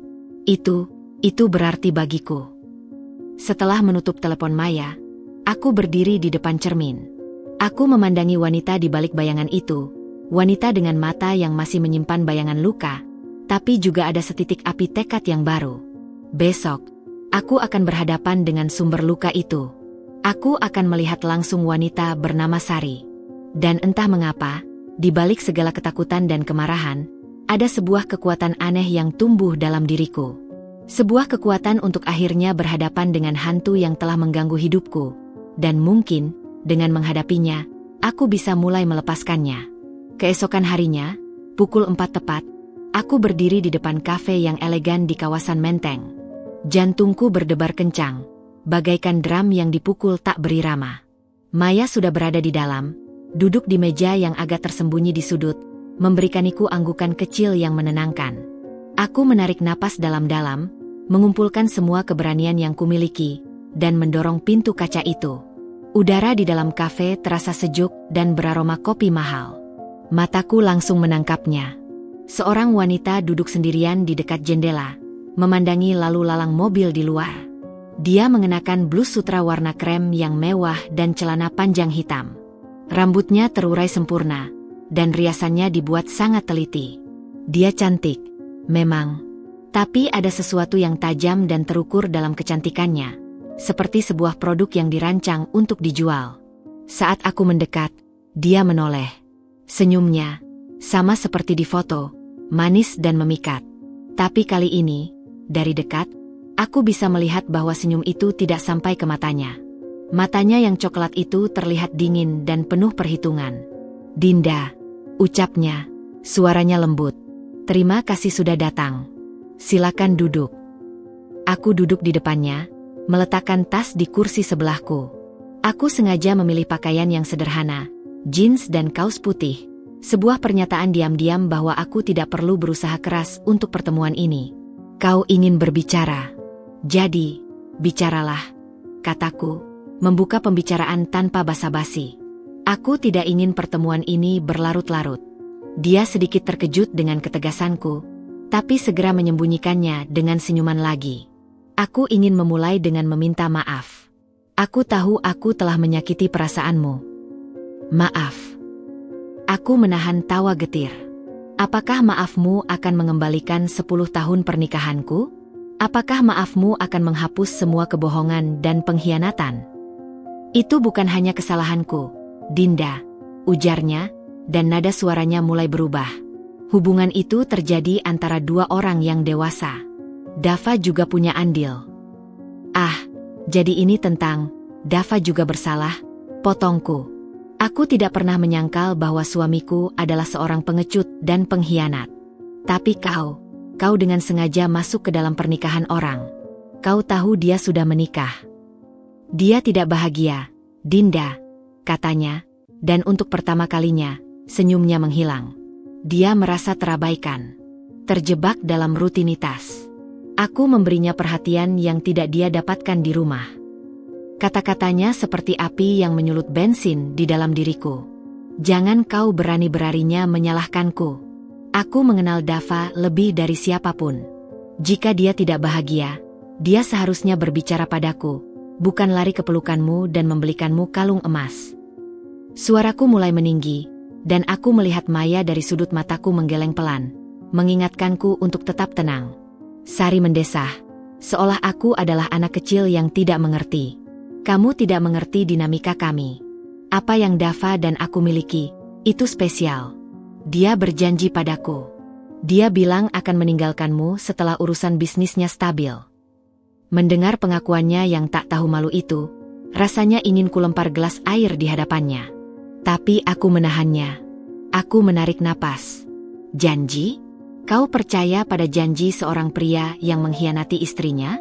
Kau sangat naif, Sari.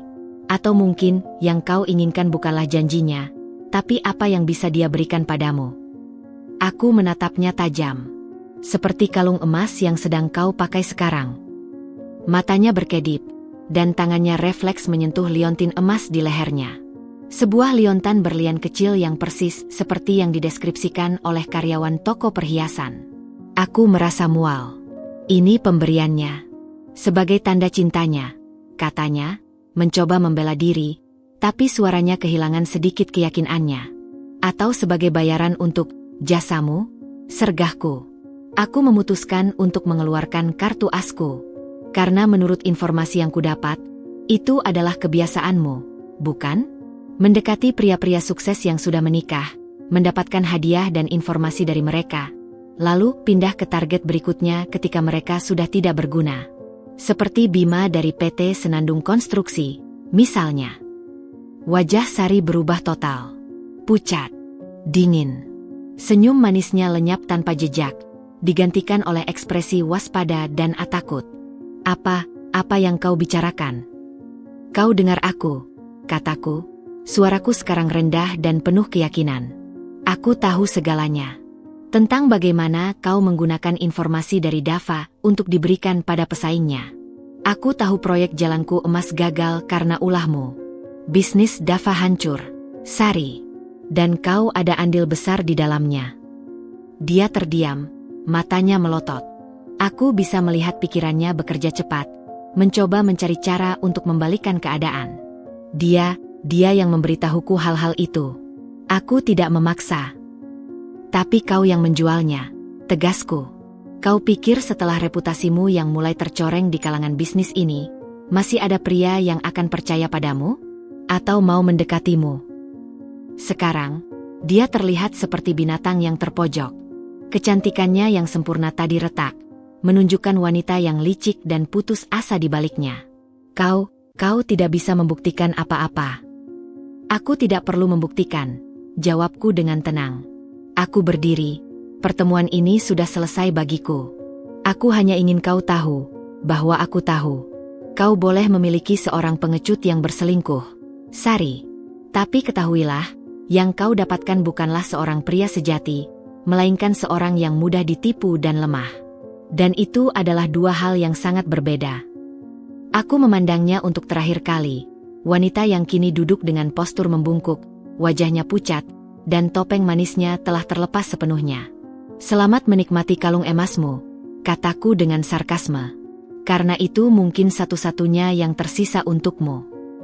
Tanpa menunggu jawabannya, aku berbalik dan berjalan keluar. Maya segera menyusulku, memeluk pundakku. Dinda, kamu luar biasa, bisiknya. Saat kami berjalan menjauh dari kafe, aku merasa sebuah beban berat telah terlepas dari pundakku. Aku telah menghadapi monster itu, dan aku melihat bahwa di balik topengnya, dia hanya seorang wanita kecil yang penuh dengan kelicikan dan keputusasaan. Dia tidak lagi menjadi hantu yang menakutkan dalam pikiranku. Dia hanya seorang wanita yang menyedihkan. Pertemuan itu tidak menyembuhkan lukaku, tapi memberiku sebuah penutupan. Aku sekarang tahu dengan pasti bahwa masalahnya bukan terletak padaku. Bukan karena aku kurang cantik, kurang perhatian, atau kurang baik. Masalahnya terletak pada karakter Dava yang lemah dan pada niat jahat Sari. Dan mengetahui kebenaran itu, meski pahit, memberiku kekuatan untuk melangkah maju. Pertemuan dengan Sari meninggalkan rasa getir sekaligus kelegaan yang aneh dalam diriku. Aku telah menghadapi musuh dan melihatnya untuk apa adanya. Seorang wanita yang licik dan putus asa, bukan sosok pesaing yang sempurna seperti yang kubayangkan selama ini. Kembali ke rumah yang sepi, aku merasa sedikit lebih ringan, seolah sebuah bisul yang telah lama membengkak akhirnya pecah dan mengeluarkan semua nanahnya. Namun, ketenangan itu tidak berlangsung lama. Malam itu, teleponku berdering lagi. Dari Dava. Aku menghela napas, mempertimbangkan untuk tidak mengangkat, tapi ada sesuatu dalam naluriku yang memberitahuku bahwa kali ini berbeda. Din? Suaranya terdengar parau, hampir tak bersuara, dipenuhi dengan kepanikan yang dalam. Aku tidak tahu harus menelepon siapa lagi. Apa yang terjadi, Dava? Tanyaku, mencoba untuk tidak terbawa emosi. Semuanya benar-benar runtuh, bisiknya, dan aku bisa mendengar suara terisaknya yang tertahan. Proyek Jalanku Emas, itu bukan satu-satunya. Beberapa klien lama, mereka membatalkan kontrak. Kabar tentang perselingkuhan dan kebocoran informasi ini sudah menyebar. Reputasiku hancur. Din, tidak ada yang mau bekerja sama lagi denganku. Dia menarik napas dalam yang bergetar. Bank menelepon. Mereka menagih cicilan pinjaman untuk modal proyek yang gagal itu. Aku tidak punya uang untuk membayarnya. Aku harus memikirkan untuk menyatakan bangkrut. Kata bangkrut itu diucapkannya dengan suara hampa, seperti orang yang menyerah pada takdir. Aku mendengarkan dalam diam, membiarkan beratnya kata-kata itu menyelimuti kami berdua di ujung telepon. Dalam hancurnya, ada bagian diriku yang masih merasakan sakit untuknya. Ini adalah pria yang dulu begitu bangga dengan usahanya, yang membangun segalanya dari nol. Dan Pak Handoko, lanjutnya, suaranya semakin pecah. Dia tidak hanya menarik dananya. Dia menyebarkan surat kepada semua rekan bisnis kami. Dia menulis tentang ketidakjujuran dan kurangnya integritasku. Dia bilang dia tidak bisa merekomendasikan siapapun untuk bekerja denganku. Aku bisa membayangkan betapa pukulan itu bagi Dava. Pak Handoko bukan hanya mitra, tapi juga seperti figur ayah baginya di dunia bisnis. Pengkhianatan Dava padaku, pada akhirnya, juga dianggap sebagai pengkhianatan pada Pak Handoko. Din, bisnisku, ini adalah segalanya bagiku. Dan sekarang, hancur. Semuanya. Suaranya tercekik oleh tangis. Aku kehilangan segalanya. Aku kehilangan kamu, dan sekarang aku kehilangan segala sesuatu yang telah kubangun. Dia terdiam sejenak, lalu dengan suara yang nyaris tak terdengar, dia bertanya, Apa yang harus kulakukan, Dinda? Aku benar-benar tidak tahu lagi. Mendengar pertanyaannya yang penuh keputusasaan itu, hatiku terasa sakit. Di balik segala kemarahan dan kekecewaanku, aku masih bisa melihat pria yang dulu kucintai, yang sekarang tersesat dan hancur. Aku tidak bisa memberitahumu apa yang harus kau lakukan, Dava, jawabku akhirnya, suaraku lembut. Kau yang membuat pilihan-pilihan ini. Kau yang harus menghadapi konsekuensinya. Aku tahu. Aku tahu. Dia mengulangi kata itu seperti mantra.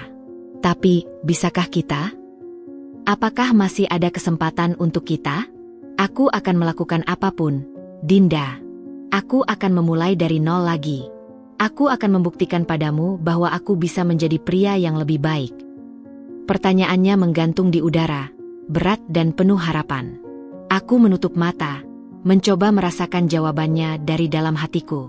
Apakah masih ada cinta? Mungkin, sisa-sisanya masih ada. Tapi apakah itu cukup? Dava, ucapku pelan, cinta saja tidak cukup. Butuh kepercayaan. Dan kepercayaan itu hancur. Aku tidak tahu apakah bisa dibangun kembali. Dan saat ini, yang kau butuhkan bukanlah fokus pada kita. Yang kau butuhkan adalah fokus untuk membenahi kekacauan yang kau buat. Untuk menyelamatkan apa yang masih bisa diselamatkan dari hidupmu. Tapi aku butuh dukunganmu, Din. Pintaunya, suaranya penuh dengan keputusasaan yang mendalam. Aku tidak kuat menjalani ini sendirian. Kata-katanya menusukku. Dia meminta dukungan, sesuatu yang dulu dengan mudah kuberikan padanya.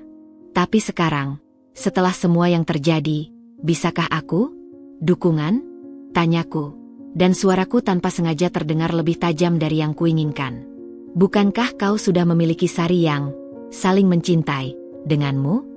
Yang katanya memberimu perhatian yang tidak kau dapatkan di rumah? Minta dukungan padanya. Diam yang menyakitkan tercipta di seberang telepon. Lalu, kudengar suara terisaknya yang pecah. Dia sudah tidak mau menemuiku lagi. Bahkan tidak mau mengangkat teleponku. Setelah bisnisku mulai runtuh, dia menghilang.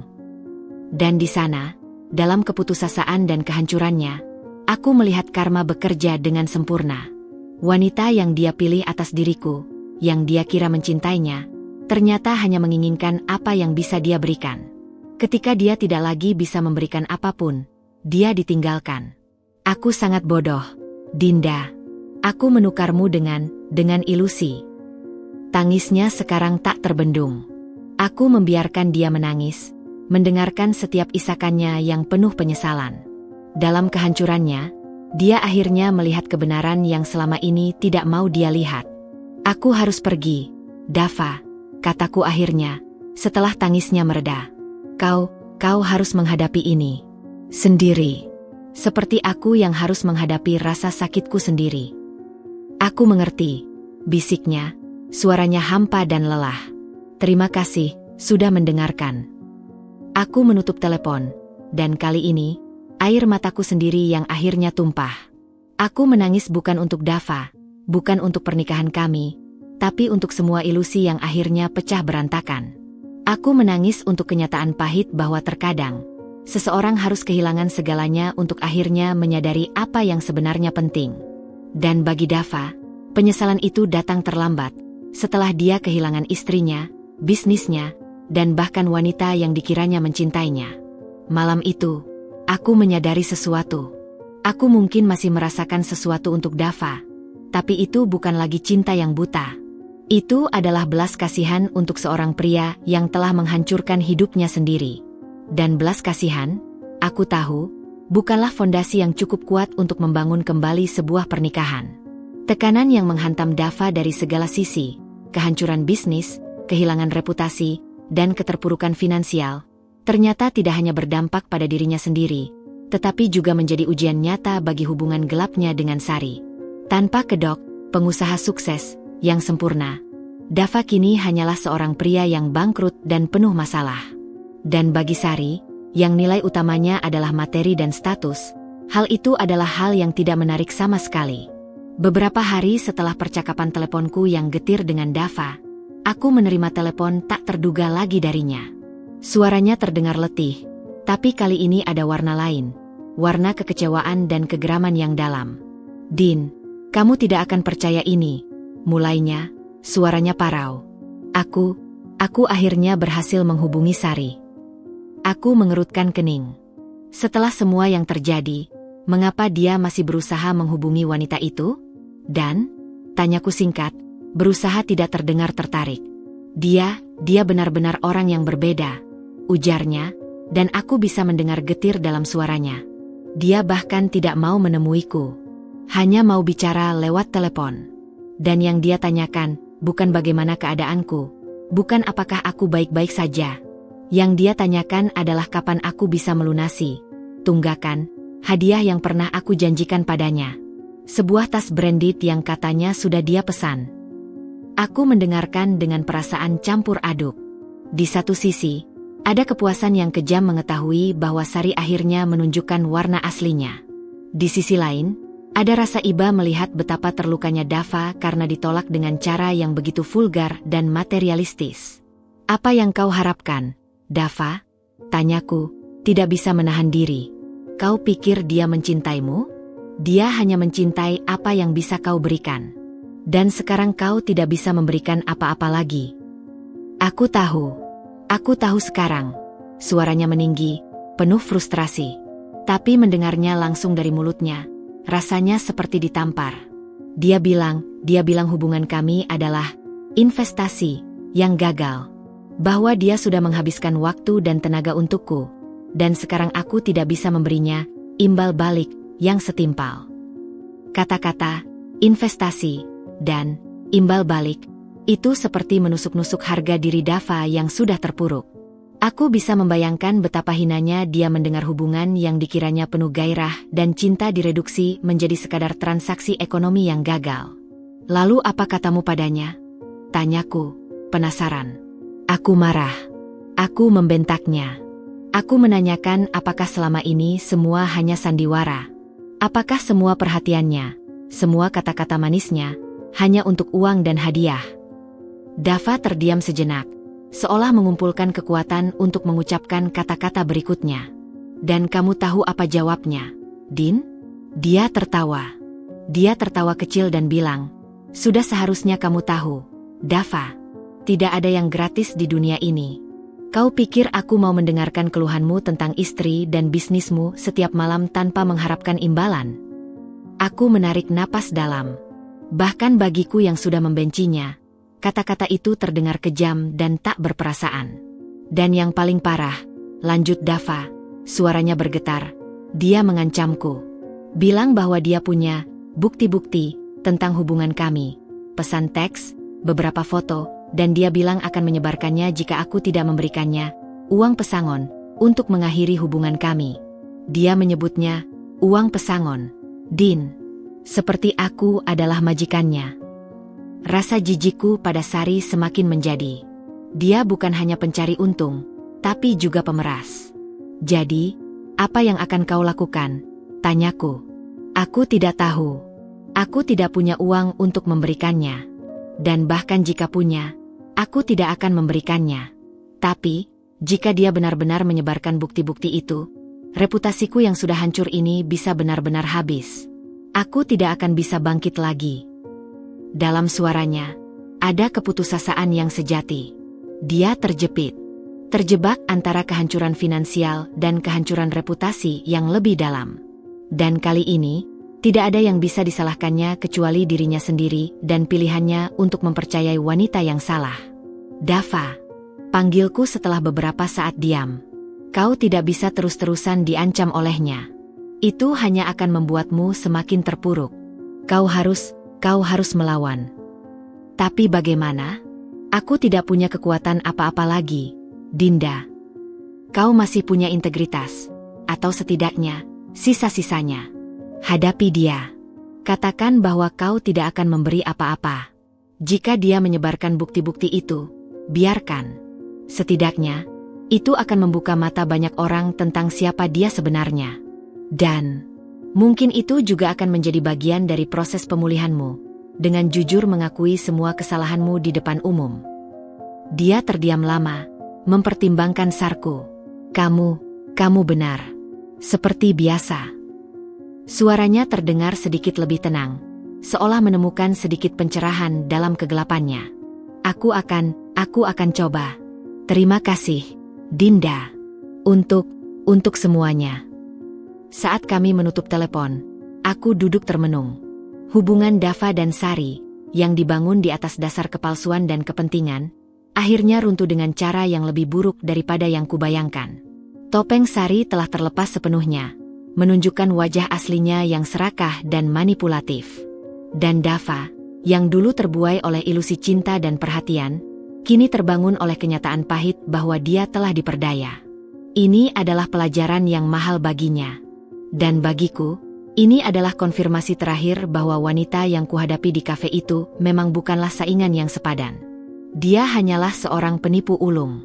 Dan sayangnya, suamiku adalah salah satu korbannya. Tapi di balik semua itu, ada pertanyaan yang masih menggantung. Apakah pelajaran yang mahal ini sudah cukup untuk mengubah Dava? Atau apakah ini hanya episode pahit dalam hidupnya sebelum dia kembali membuat kesalahan yang sama? Hanya waktu yang bisa menjawabnya. Hari-hari berlalu setelah percakapan telepon dengan Dava tentang pemerasan Sari. Aku berusaha fokus pada kelas desain interiorku, mencoba menemukan kembali passion yang lama terpendam. Namun, pikiran tentang kekacauan yang melanda hidup Dava, dan secara tidak langsung, hidupku, terus mengganggu. Meski aku sudah memutuskan untuk menjaga jarak, ada ikatan kemanusiaan yang membuatku tidak bisa benar-benar acuh. Suatu sore, saat aku sedang mengerjakan mood board untuk tugas desain kamar tidur, teleponku berdering. Aku mengira itu Dava lagi, mungkin dengan kabar terbaru tentang ancaman Sari. Namun, yang terpampang di layar adalah nomor yang tidak kukenal, tapi terasa agak familiar. Halo, ini Ibu Dinda. Suara di seberang sana terdengar parau, serius, dan berwibawa. Suara yang pernah kudengar sebelumnya. Iya, betul. Dengan siapa ini? Ini Handoko. Dadaku sesak. Pak Handoko, mitra bisnis dan sahabat keluarga Dava yang telah menarik dukungannya. Apalagi yang bisa dia mau? Selamat siang, Pak Handoko, kataku, berusaha tenang. Ibu Dinda, saya menelepon untuk meminta maaf, ujarnya langsung ke pokok permasalahan. Suaranya terdengar berat, penuh penyesalan. Sebagai teman lama keluarga Dava, saya merasa gagal. Saya seharusnya bisa membimbingnya ke jalan yang benar, bukan justru meninggalkannya di saat sulit. Bapak tidak perlu meminta maaf pada saya, jawabku. Dava yang membuat pilihannya sendiri. Iya, itu benar. Tapi sebagai orang yang lebih tua, saya punya tanggung jawab moral. Dia terdiam sejenak. Tapi bukan itu satu-satunya alasan saya menelepon. Ada sesuatu yang saya pikir ibu perlu ketahui. Sesuatu yang memperjelas gambaran besar dari semua yang terjadi. Aku duduk lebih tegak, penasaran. Apa itu, Pak? Beberapa hari setelah saya mundur dari kerjasama dengan Dava, saya melakukan investigasi kecil-kecilan. Saya ingin tahu sejauh apa kebocoran informasi itu dan bagaimana bisa terjadi.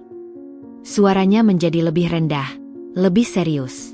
Ibu Dinda, perempuan itu, Sari, dia bukan hanya sekadar selingkuhan biasa. Saya tahu. Saya sudah mendengar tentang kebiasaannya. Tapi mungkin ibu belum tahu sejauh ini, sambungnya. Dari sumber saya yang cukup terpercaya, terbukti bahwa Sari juga memiliki hubungan dekat, sangat dekat, dengan Bima, Direktur Utama PT Senandung Konstruksi, pesaing utama Dava untuk proyek Jalanku Emas. Aku menarik napas dalam. Saya juga sudah mendengar desas-desus itu, Pak. Tapi yang ibu mungkin belum tahu adalah bahwa ini adalah sebuah pola. Sebuah skema. Suara Pak Handoko sekarang tegas dan penuh keyakinan. Sari sengaja ditugaskan oleh Bima, atau setidaknya, mereka bekerja sama, untuk mendekati dan menjebak para pesaing bisnisnya. Targetnya adalah pria-pria sukses yang dianggap rentan, yang hubungan rumah tangganya sedang dalam fase rutin atau bermasalah. Mereka mengambil informasi bisnis, strategi, penawaran, lalu menjualnya kepada Bima. Dunia serasa berputar lebih pelan. Jadi, ini bukan sekadar kebetulan? Ini adalah konspirasi? Aku teringat pada pertemuanku dengan Sari, pada ketenangannya yang terukur, pada kecantikannya yang tajam. Itu semua adalah senjata yang dipakai dengan sengaja. Jadi, Dava adalah target yang disengaja. Bisikku, hampir tak percaya. Begitulah kenyataannya, Ibu Dinda. Dava bukan yang pertama. Ada beberapa nama lain sebelum dia. Modusnya selalu sama. Dapatkan kepercayaan, kumpulkan informasi, lalu tinggalkan ketika target sudah tidak berguna atau ketika ketahuan. Pak Handoko menghela napas. Saya yakin, informasi proyek Jalanku Emas kita, semua data teknis dan penawaran kita, telah bocor melalui Sari kepada Bima. Itu sebabnya tawaran mereka begitu sempurna dalam mengalahkan kita. Kemarahan mulai mendidih dalam diriku. Bukan lagi pada Dava, tapi pada Sari dan Bima. Mereka bukan hanya merusak rumah tanggaku, mereka juga merusak kehidupan dan mata pencaharian orang lain dengan cara yang begitu keji dan terencana. Apakah ada bukti untuk semua ini, Pak Handoko? Tanyaku, berusaha tetap rasional. Saya sedang mengumpulkannya. Beberapa rekan bisnis lain yang menjadi korban mulai bersuara. Tapi butuh waktu. Yang penting, Ibu harus tahu kebenaran ini. Dava, ya, dia bersalah karena berselingkuh. Itu adalah pilihan moralnya yang buruk. Tapi dalam hal bisnis, dia juga adalah korban. Korban dari sebuah skema pengkhianatan yang dirancang dengan baik. Terima kasih telah memberitahu saya, Pak Handoko. Ini menjelaskan banyak hal. Ibu Dinda, suaranya kini lebih lembut, penuh empati. Saya tahu Ibu sedang terluka. Tapi tolong, pertimbangkan untuk memberi Dava sedikit ruang untuk bernapas. Dia telah menerima pelajaran yang sangat berat. Dan sekarang, dengan informasi ini, Mungkin kita bisa membantunya membangun kembali setidaknya reputasi bisnisnya, dengan membongkar skema jahat ini. Setelah menutup telepon dengan Pak Handoko, aku duduk termenun dalam waktu yang lama. Pikiranku kalut. Kemarahan, rasa iba, kebingungan, dan sebuah keinginan untuk keadilan bercampur aduk. Aku mengambil teleponku dan menghubungi Dava. Dia mengangkat pada dering pertama. Din? Ada apa? Suaranya was-was. Dava, kita perlu bertemu. Ada sesuatu yang penting yang harus kau ketahui. Sesuatu yang akan mengubah cara pandangmu tentang semua yang terjadi. Apa itu? Kamu baik-baik saja? Dia bertanya, khawatir. Aku baik-baik saja. Tapi, ini tentang Sari. Dan tentang Bima. Ini lebih buruk dari yang kita kira. Kami sepakat bertemu di sebuah taman dekat rumahku. Tempat yang terbuka dan netral. Saat aku melihatnya mendekat, hatiku terasa sakit. Dia tampak 10 tahun lebih tua, dengan bahu yang terbungkuk dan mata yang sayu. Tapi ada sedikit cahaya di matanya saat melihatku. Sebuah harapan kecil yang mungkin seharusnya tidak kuberi. Apa yang terjadi, Din? Tanyanya setelah kami duduk di sebuah bangku. Dengan tenang, dengan kata-kata yang terpilih, aku menyampaikan segala sesuatu yang diberitahukan Pak Handoko padaku. Aku melihat perubahan pada wajah Dava saat ceritaku berlanjut. Dari kelelahan, menjadi syok, lalu menjadi kemarahan yang pelan-pelan membara. Jadi aku hanya sebuah target, gumamnya pelan, matanya kosong menatap jauh. Semua ini, semua kata-kata manisnya, perhatiannya, itu hanya sandiwara? Untuk proyek. Sepertinya begitu. Dava, kau adalah korban dari sebuah permainan kotor. Dia menggeleng-geleng kepala, lalu menundukkannya, menyembunyikan wajahnya dengan tangannya. Aku bisa melihat bahunya yang bergerak-gerak. Dia tidak menangis, tapi tubuhnya gemetar menahan amarah dan rasa malu yang begitu dalam. Betapa bodohnya aku, desisnya melalui sela-sela jarinya. Betapa mudahnya aku diperdaya. Aku bukan hanya menghancurkan segalanya untuk sebuah ilusi, tapi ilusi itu bahkan bukan untukku. Itu untuk menjatuhkanku. Dia mengangkat wajahnya, dan untuk pertama kalinya sejak semua ini mulai, Aku melihat api di matanya. Bukan api cinta, tapi api keinginan untuk membela diri, untuk keadilan.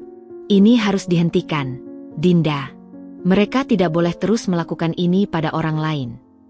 Pak Handoko sedang mengumpulkan bukti. Dia bilang butuh waktu. Dava mengangguk. Wajahnya kini penuh dengan tekad yang baru. Aku akan membantunya. Aku akan memberikan semua bukti yang kumiliki. Pesan, email, apapun. Aku akan menjadikan ini misiku. Jika bisnisku harus hancur, biarlah hancur karena kesalahanku sendiri, bukan karena dikhianati oleh orang yang KUP percaya. Melihatnya seperti itu, ada kebanggaan kecil yang tumbuh dalam hatiku. Ini adalah Dava yang dulu ku kenal. Pekerja keras, pantang menyerah. Dia mungkin telah jatuh sangat dalam, tapi setidaknya dia mencoba untuk bangkit, bukan untukku, tapi untuk dirinya sendiri dan untuk mencegah orang lain menjadi korban berikutnya. Pertemuan kami kali ini berakhir dengan perasaan yang berbeda. Masih ada luka, masih ada rasa sakit. Tapi sekarang, ada juga musuh bersama yang harus dihadapi.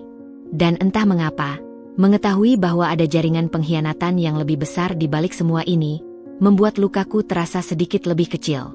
Aku tidak lagi hanya seorang istri yang dikhianati. Aku adalah bagian dari sebuah pertarungan yang lebih besar antara kejujuran dan kelicikan. Dan kali ini, aku memilih untuk berada di sisi yang benar. Hari-hari setelah pertemuan di taman dengan Dava terasa seperti berada di dalam pusaran angin topan yang mulai mereda. Aku masih berada di tengahnya, tapi kini aku bisa melihat dengan lebih jelas kerusakan yang telah terjadi dan jalan keluar yang mungkin bisa kutempuh. Informasi dari Pak Handoko telah mengubah segalanya. Ini bukan lagi sekadar drama perselingkuhan. Ini adalah sebuah kejahatan terstruktur. Dan pengetahuan itu memberiku kekuatan yang aneh. Dava, di sisi lain, tampaknya telah menemukan tujuan barunya. Dia meneleponku beberapa kali untuk memberi kabar tentang perkembangan pengumpulan bukti bersama Pak Handoko. Suaranya masih penuh luka, tapi sekarang ada semangat baru di baliknya. Semangat untuk membongkar kebenaran dan membersihkan namanya, setidaknya dalam hal bisnis. Suatu sore, dia menelepon dan meminta untuk bertemu lagi. Kali ini, dia ingin datang ke rumah. Aku mengizinkannya, dengan perasaan campur aduk.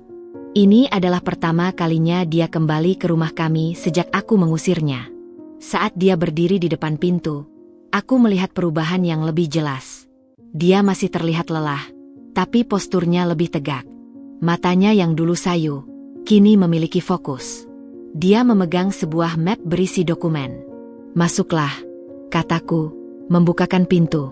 Dia melangkah pelan, seperti orang yang memasuki wilayah suci yang pernah dinodainya. Matanya menyapu ruang keluarga, seolah mengenang setiap kenangan yang pernah terbentuk di sana. Rumah ini masih terasa seperti rumah, gumamnya pelan, penuh kerinduan. Tapi banyak yang sudah berubah, Dava. Jawabku lembut tapi tegas. Aku juga sudah berubah. Dia mengangguk, memahami makna di balik kata-kataku. Kami duduk di sofa, berhadapan.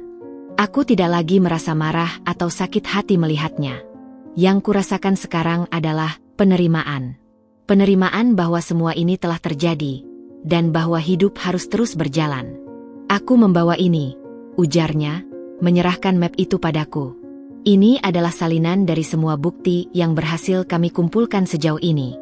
Laporan dari investigator yang disewa Pak Handoko, kesaksian dari 2 korban lain sebelum aku, dan salinan percakapanku dengan Sari yang berisi pengakuannya tentang hubungannya dengan Bima. Aku membuka map itu dan membacanya dengan saksama. Dokumen-dokumen itu mengungkap sebuah jaringan yang rumit dan keji. Sari memang sengaja ditugaskan untuk mendekati pesaing-pesaing Bima. Ada pola yang konsisten, mendekati, mendapatkan kepercayaan, mengumpulkan informasi, lalu menghilang setelah informasi digunakan untuk menjatuhkan target. Dalam satu kasus, sebuah perusahaan keluarga kecil bahkan harus gulung tikar karena strategi kotor ini. Ini mengerikan, bisikku, merasa ngeri. Iya, jawab Dava. Membaca semua ini, membuatku menyadari betapa kecilnya dramaku dibandingkan dengan semua ini.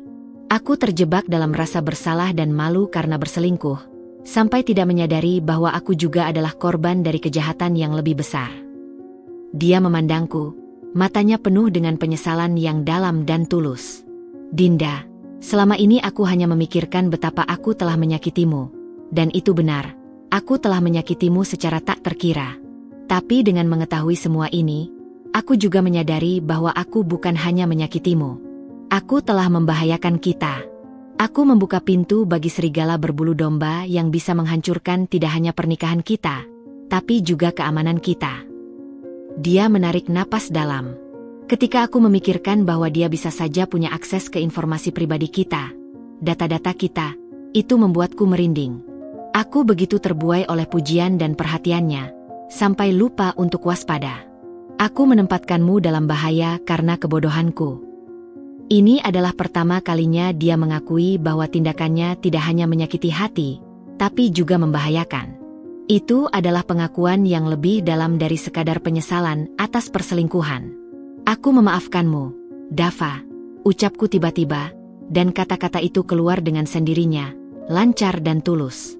Aku memaafkanmu untuk kebodohanmu, untuk kelemahanmu, untuk semua rasa sakit yang kau sebabkan. Dava tertegun, matanya membesar. Kamu memaafkanku? Iya, tapi maaf tidak sama dengan melupakan. Dan maaf tidak otomatis berarti kita bisa kembali seperti dulu. Aku menatapnya langsung. Aku memaafkanmu karena aku tidak ingin kebencian dan kemarahan menggerogotiku dari dalam.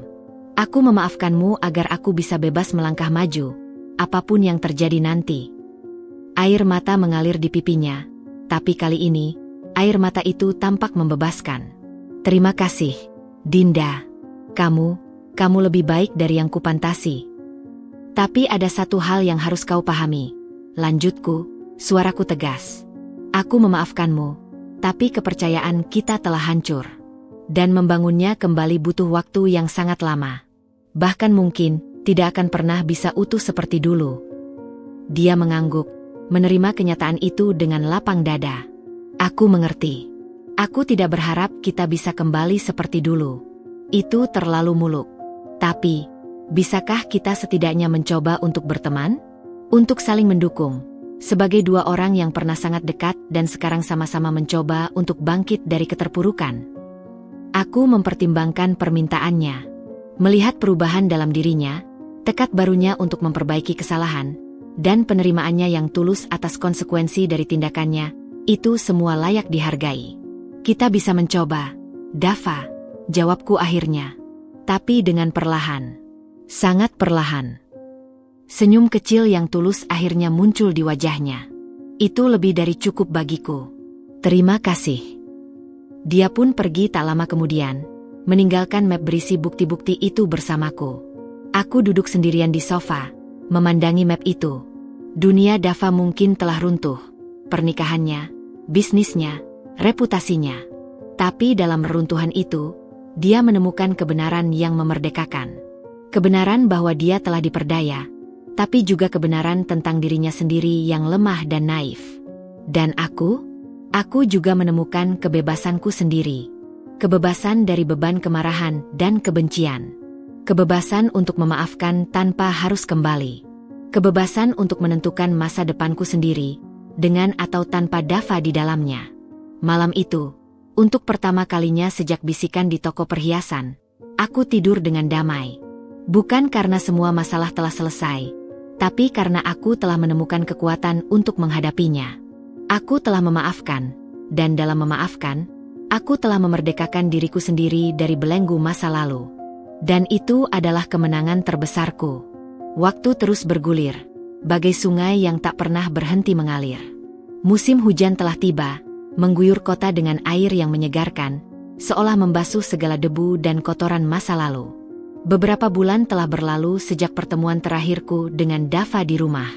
Dalam rentang waktu itu, banyak hal telah berubah, baik bagi Dava, bagiku, maupun bagi hubungan kami yang sudah tidak sama lagi. Dava, dengan bantuan Pak Handoko yang akhirnya memberikan kesempatan kedua setelah melihat kesungguhannya, perlahan-lahan mulai membangun kembali bisnisnya dari puing-puing kehancuran. Bukan bisnis besar yang dulu, melainkan sebuah firma konsultan konstruksi kecil yang mengutamakan integritas dan transparansi. Dia secara terbuka mengakui kesalahannya di depan rekan-rekan bisnisnya, dan bersama Pak Handoko, mereka berhasil membongkar skema kotor Bima dan Sari. Meski tidak sepenuhnya memulihkan reputasinya, setidaknya langkah itu membersihkan namanya dari tuduhan pengkhianatan bisnis yang tidak sepenuhnya benar. Proses hukum masih berlangsung, tapi beban di pundaknya terasa jauh lebih ringan. Suatu hari, dia mengajakku makan malam di sebuah restoran sederhana, jauh dari kemewahan tempat-tempat yang biasa kami kunjungi dulu. Udara antara kami sudah berbeda. Tidak lagi tegang oleh pengkhianatan atau panas oleh amarah, melainkan diisi oleh keheningan yang damai dan penerimaan atas keadaan kami yang baru. "Din," ujarnya di sela-sela makan, menatapku dengan mata yang jernih dan tenang. "Ada sesuatu yang ingin kukatakan padamu. Secara resmi." "Apa itu?" tanyaku, meletakkan sendok dan garpuku. Dia menarik napas dalam. "Aku ingin meminta maaf. Bukan seperti yang selama ini kukatakan, tapi sebuah permintaan maaf yang sesungguhnya, yang mengakui segala kesalahanku tanpa berusaha mencari pembenaran atau alasan." Dia menjabat tanganku di atas meja, sebuah sentuhan yang tidak memaksa, hanya hangat dan tulus. "Aku minta maaf, Dinda, karena telah mengabaikan dan meremehkan cinta dan kesetiaanmu selama ini. Aku minta maaf karena telah memilih untuk lari ke pelukan orang lain alih-alih berkomunikasi dan memperbaiki hubungan kita. Aku minta maaf karena telah membuatmu merasa tidak cukup, padahal kamulah yang terbaik dalam hidupku." Matanya berkaca-kaca, tapi suaranya tetap tegas dan jelas. "Aku minta maaf karena telah membiarkan ego dan kelemahanku menghancurkan sebuah pernikahan yang indah. Aku minta maaf karena telah menyia-nyiakan 10 tahun usahamu membangun rumah tangga kita. Aku minta maaf untuk setiap air mata yang kutebabkan, untuk setiap rasa malu yang kau tanggung, dan untuk setiap luka yang dalam di hatimu." Dia berhenti sejenak, membiarkan kata-katanya menggantung di antara kami. Aku mendengarkan dengan tenang, merasakan setiap kata itu bukan sebagai pisau yang melukai, tapi sebagai pengakuan yang menyembuhkan. "Yang terakhir," lanjutnya, "aku minta maaf karena butuh waktu begitu lama dan harus melalui kehancuran total untuk akhirnya menyadari semua ini. Maafkan aku, Dinda, untuk segalanya." Air mata mengalir di pipiku, tapi kali ini, air mata itu terasa membebaskan. Ini adalah permintaan maaf yang selama ini kutunggu, bukan permintaan maaf yang berharap untuk kembali, tapi permintaan maaf yang tulus mengakui kesalahan dan menghargai rasa sakit yang dia sebabkan. "Aku menerima maafmu, Dava," jawabku, suaraku bergetar halus. "Dengan lapang hati. Dan terima kasih telah mengatakannya." Dia tersenyum, sebuah senyum lega yang tulus. "Terima kasih sudah memberiku kesempatan untuk mengatakannya." Kami menyelesaikan makan malam kami dengan percakapan yang lebih ringan. Dia bercerita tentang proyek kecil pertamanya, tentang betapa berbedanya rasanya membangun sesuatu dengan jujur. Aku bercerita tentang kemajuanku dalam kelas desain interior, tentang klien pertamaku yang meminta aku mendesain ulang apartemennya. Saat kami berjalan keluar restoran, hujan rintik-rintik mulai turun. Dava membuka payungnya dan meneduhiku. "Din, aku tahu kita sudah membicarakan ini, dan aku menghormati keputusanmu," katanya, memandangku. "Tapi bisakah kukatakan sesuatu tentang masa depan kita?" Aku mengangguk, memberinya ruang untuk berbicara. "Aku tidak akan memintamu untuk kembali. Aku tahu lukanya masih terlalu dalam, dan kepercayaan bukanlah sesuatu yang bisa dibangun dalam semalam." Dia tersenyum kecil. "Tapi aku ingin kau tahu, bahwa bagiku, cintaku padamu tidak pernah benar-benar hilang. Itu hanya tertutup oleh kabut kebodohan dan keegoisanku. Sekarang, kabut itu telah sirna." Dia menghela napas. "Aku akan terus berusaha menjadi pria yang lebih baik, Dinda. Bukan untukmu, tapi untuk diriku sendiri. Dan jika suatu hari nanti, entah di masa depan, jalan hidup kita mempertemukan kita kembali dengan cara yang berbeda, dengan versi diri kita yang lebih baik, aku akan bersyukur. Tapi jika tidak, aku akan selalu bersyukur karena pernah memilikimu, dan karena kamu masih mau menjadi bagian dari hidupku, meski hanya sebagai seorang teman." Aku memandanginya, pria yang berdiri di bawah payung bersamaku. Dia bukan lagi Dava yang sombong dan egois, bukan juga Dava yang hancur dan putus asa. Dia adalah Dava yang baru, yang lebih rendah hati, lebih bijaksana, dan lebih memahami arti sebuah tanggung jawab. Terima kasih untuk kejujuranmu, Dava, kataku. Aku juga tidak tahu apa yang akan terjadi di masa depan. Tapi yang aku tahu, aku menghargai persahabatan kita yang baru ini. Dan aku akan selalu berharap yang terbaik untukmu. Itu adalah kebenaran yang paling tulus yang bisa kuberikan padanya saat ini. Dia mengantarku pulang sampai depan rumah. Saat aku membuka pintu, dia berkata, "Selamat tinggal, Dinda." Bukan, "Sampai jumpa," tapi, "Selamat tinggal." Sebuah pengakuan bahwa bab ini dalam hidup kami telah benar-benar berakhir. "Selamat tinggal, Dava," jawabku. Aku memandangnya berjalan pergi, bayangannya semakin jauh diterpa hujan dan cahaya lampu jalan. Ada rasa sedih, tentu saja. Tapi lebih dari itu, ada rasa damai. Bab kami sebagai suami istri telah berakhir. Tapi sebuah bab baru telah dimulai. Baginya sebagai seorang pria yang lebih baik, dan bagiku sebagai seorang wanita yang lebih kuat, lebih mandiri, dan lebih mengenal dirinya sendiri. Aku menutup pintu dan bersandar di baliknya, mendengarkan deruan hujan di luar. Air mataku mengalir, tapi kali ini, air mata itu bukan untuk rasa sakit, bukan untuk kemarahan, dan bukan untuk penyesalan. Air mata itu adalah untuk penutupan, untuk pengampunan, dan untuk sebuah awal yang baru. Aku akhirnya benar-benar bebas. Bebas dari masa lalu, bebas untuk memulai lembaran baru dalam hidupku, dan yang terpenting, bebas untuk mencintai diriku sendiri sepenuhnya. Dan itu adalah akhir yang paling indah yang bisa kuminta.